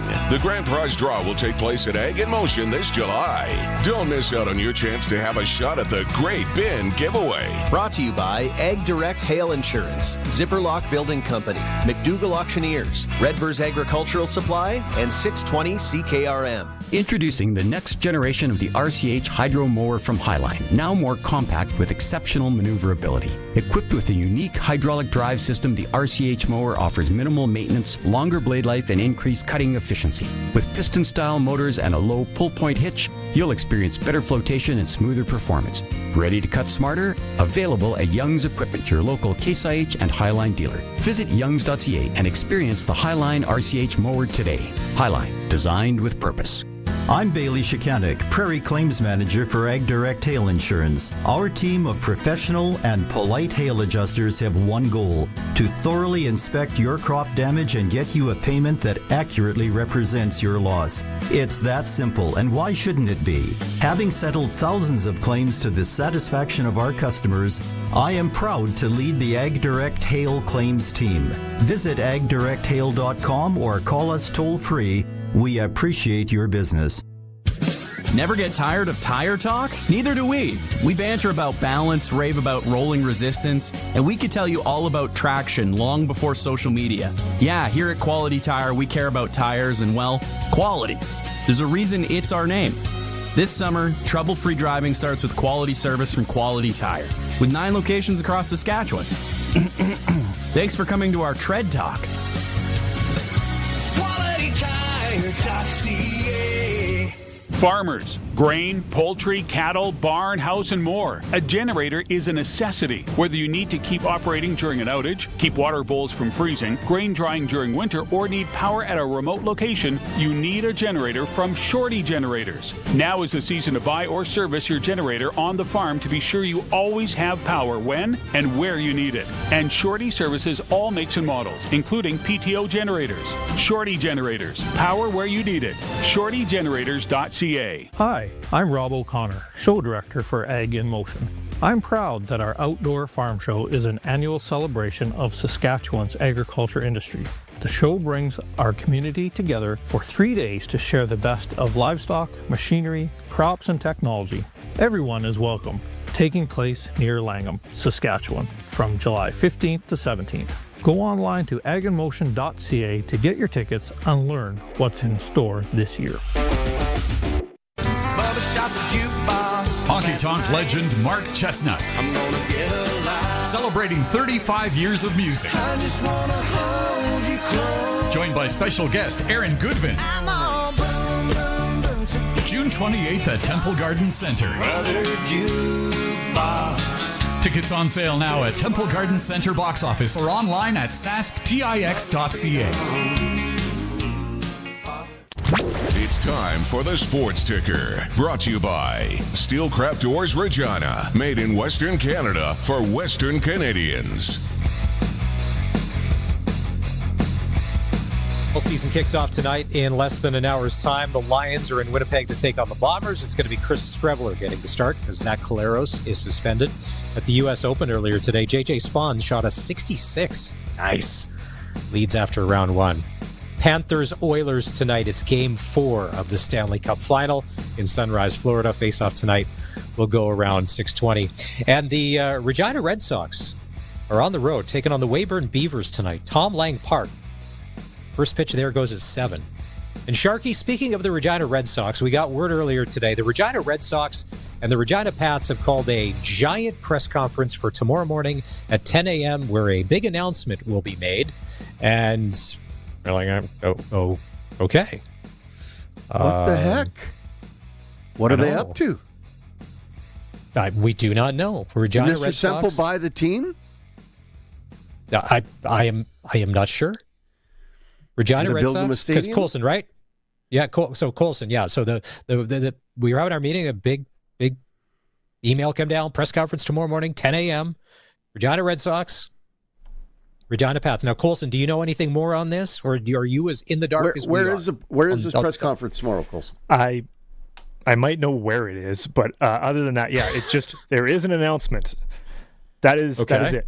It's Red Sox, Pats. I think it was technically like the entertainment group that owns one of them, whatever. Queen City Sports and Entertainment? Yes. Is making the announcement. So that's all it says. See if I can. 10 a.m. tomorrow. I don't even know. 10 a.m. tomorrow. I got so many emails. Colson, you got to get me the details on that. I got to do some follow up there. All right. I do know from our side of things that Tegan Whitco will be there because I believe Dave Thomas is in the air going to Hamilton. So Dave would probably love to be there, but he's got a football game to call. Tegan will be there. Whatever happens tomorrow. Yeah. Whatever happens tomorrow, we'll have On the Cage tomorrow. But tomorrow morning at 10, they're having this press conference. Now, last night at the Brand Center, John Party kicked off his Honky Tonk Hollywood Canadian leg of his tour. Did you see that video on social media? Somebody threw a bra on stage. Yeah, and it's like the world's biggest bra, and he's like swinging it around and singing. Like, so at what point do you just like set it down? Do you throw it back in the crowd? Like, do you just give it to one of the road crew to be like? I think he hung it up on a microphone stand down the way. Is what he did. He kept that. We'll keep that as a souvenir for on the bus as we carry on this tour. Yeah. So since see how many they can collect. My long and winding radio career has had many stops at music stations, and I remember I was working at a station. And do you remember in the early mid 2000s there was a rock band called Hinder? They had the song "Lips of an Angel." They had some. Okay, well, they're from Oklahoma City, and they're not bad. Like, this is like 2007, 8, 9, 10-ish. A lead singer, his name is Austin Winkler. So the radio station I was working at, I had to go up on stage and be like, hey, well, you're screaming into a microphone, no one's paying attention, just so you could say the radio station's call letters and name. But the road manager, so on they had the lead singer's microphone stand, it was covered in bras and explicitly do not touch the lead singer's microphone stand. I'm like, no problem. It didn't look good. It didn't look healthy. I was like, that is not a problem. I will be off the other side of the stage and no problem. But I remember it was explicitly do not touch the lead singer's microphone stand because it was covered. My favorite, obviously John he was Party getting song. A collection. Yeah, he was obviously doing a collection for himself. Yeah. My favorite John Party song, Ain't Always the Cowboy. He's got some good ones. He's got some bangers like Night Shift and Heartache in the Dance Floor and Head Over Boots, but it ain't always the cowboy. I like Party because he's a real cowboy. Like he grew up as a rodeo kid and a rodeo cowboy and had a blue collar life before he, went to Nashville and he owns the story. Hit it big. He owns the story. Yes. Yeah. No, missed that last night. Traveling for work. That would have been a great show to be at. That's for sure. Panthers Oilers tonight. Sharky, tell me, you've got to be at least, as an Oiler fan, you've got to be at least a little nervous because here, Florida is relentless. They won't change. Florida's a very good hockey club. There is no doubt about it. They're getting action from all four lines. We've talked about Bennett and Marchand already today and used the word Conn Smythe, which I'm having trouble wrapping my head around. There is no doubt that you have to be on top of your game when you play Florida. I thought Edmonton was in game 1 and 2. I thought they played extremely well, pushed the puck, pushed the pace, gave Florida all they could handle with a win and the loss in double overtime. I do think, though, Edmonton's bounce back and their drive and the business-like approach they've taken so far in the playoffs is going to come through tonight. That's why I've got a ton of confidence in this game tonight. Everything that they've done after a loss has just been to raise their game to another level. And that's what I see coming out tonight. I mean, Florida's got to, you think about it, to maintain the pace that Florida's on, there's going to be a drop. At some point, they got to drop a little bit. And I think this is their game that they drop a little bit. And I think we go back to Edmonton Saturday night, 2-2. Our Twitter poll would agree with you. Our Twitter poll was, do you think the Oilers will be able to bounce back tonight? 58% of voters said absolutely. And then I'm not sure if that's a good thing that the Twitter poll agrees with me or a bad thing. Don't worry. Only 10% said it'll be another blowout. So I don't see that. I don't see that at all. There's, and everybody's talking about the shenanigans that happened. The shenanigans happened after it was 4-1, after Edmonton realized they had no breaks going their way. So they tried to create some anxiety and some stress and some tension, and if nothing else, break Bennett's arm and see if they could get through to them. Bennett's a nuisance. He's a pest. Just the fact that he lands on a goaltender whenever he's near it and doesn't get waived or doesn't get a penalty, nobody falls on a goaltender that many times by accident. It's on purpose. Trust me. One of the things that the Oilers aren't used to is how physical this is. And you saw this the other night when Aaron Ekblad got a piece of Connor McDavid and sent him flying. McDavid is not used to that, and that's not going to stop. And it said he normally, Sharky, he's been skating around, and Barney always says, like the 11 p.m. men's league game or whatever, where he's going untouched. Yeah. That won't let up. And it's funny, Ekblad, his best buddy from junior, is the guy that knocks him on his ass and sends him flying. There's a way to look at that too, in that you don't get many chances to hit Connor McDavid, just the speed and the agility that he's got. Yeah. So it's rare that you get one, so take it when you get it. Ekblad did.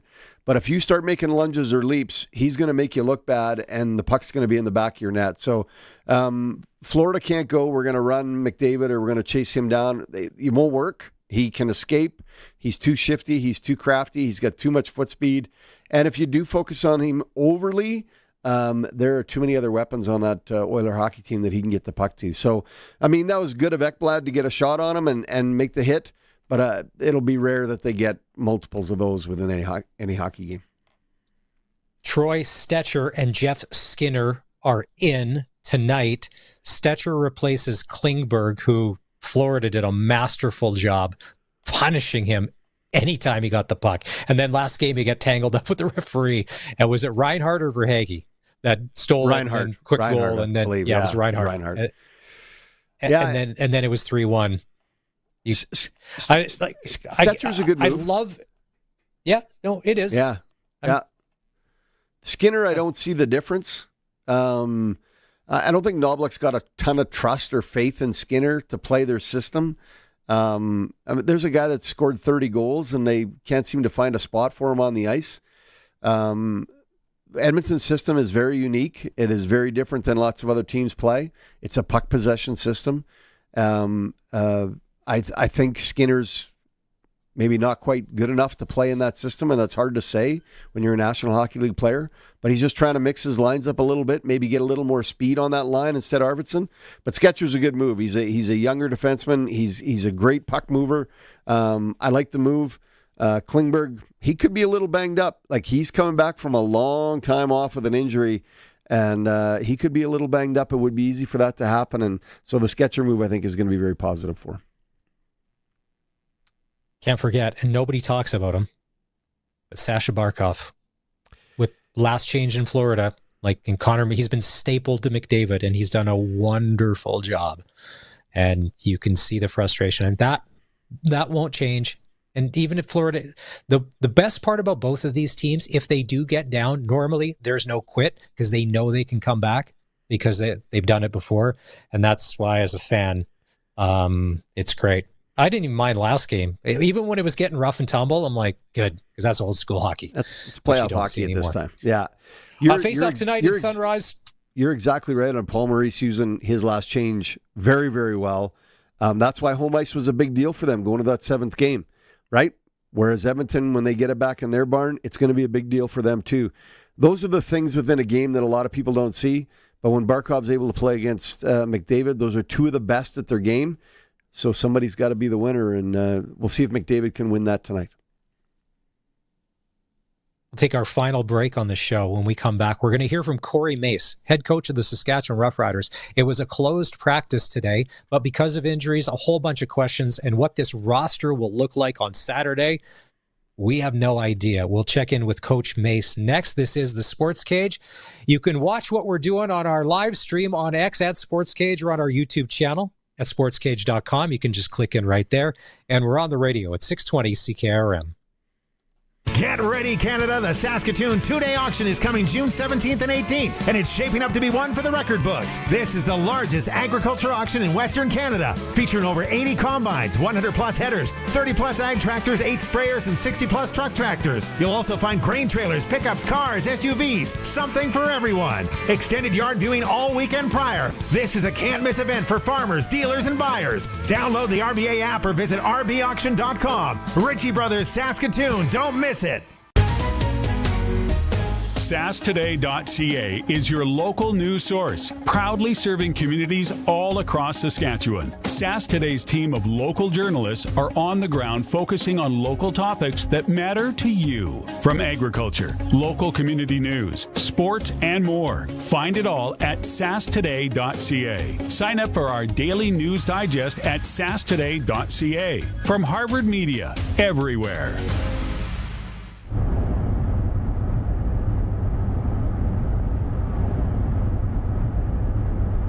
What else is there to talk about? Palliser Direct Online Hail Insurance. It's that easy. Save up to 13% on your crop hail rates this year when you purchase online through Palliser Direct. Insurance has never been easier. Visit palliserinsurance.com anytime, anywhere. Sask Lotteries has over 50 years of winning behind us. And you know what that means? Lots of winning numbers. Numbers like over 1,200 organizations funded and 12,000 plus groups supported. $6 million given away annually in community grants. And the winningest number of all? $1.4 billion given back to the people of Saskatchewan through sport, culture, and recreation. And we're just getting started. Learn more at sasklotteries.ca. Calling all skilled heavy-duty mechanics. Core Industrial Services has an exciting opportunity for you. They're hiring a full-time heavy-duty mechanic to join them at their 9,000-square-foot shop in Rocanville, Saskatchewan. As a heavy-duty mechanic, you're responsible for performing maintenance and repairs on a wide range of equipment, from heavy machinery to light trucks and more. At Core Industrial Services, they believe in the power of teamwork. Apply today on their website at coreindustrial.ca or call them at 306-745-4844. Core Industrial Services, where expertise meets opportunity. Apply now. So, since that little ding on my car last week, I don't know where to take it. I don't even know. That's easy. Take it to Regina Motor Products. Who said that? I did. Down here. I'm Terry the Tire. Regina Motor Products Chevrolet Collision Center and SGI accredited auto body repair is a full-service collision and body shop that works on all makes and models. Just submit your claim to SGI and set an appointment to get your appraisal done. Easy. I bet you're tired after saying all that. South at Highway 1 and 6, Albert Street. RMPChevrolet.com. Get it hot and get it fast. Western Pizza. If your fridge could talk, what would it say? Hey, look at me. I'm a talking fridge. Okay, but what would it say about what's inside? Yikes. You've got some old deer sausage back here next to the moldy cauliflower. Your fridge would probably tell you to order Western Pizza. They've got their pizza down to perfection. Make sure you knock on me first. You might see the salad dressing. Western Pizza. Dine in or takeout. Order today. Get it hot and get it fast. Western Pizza.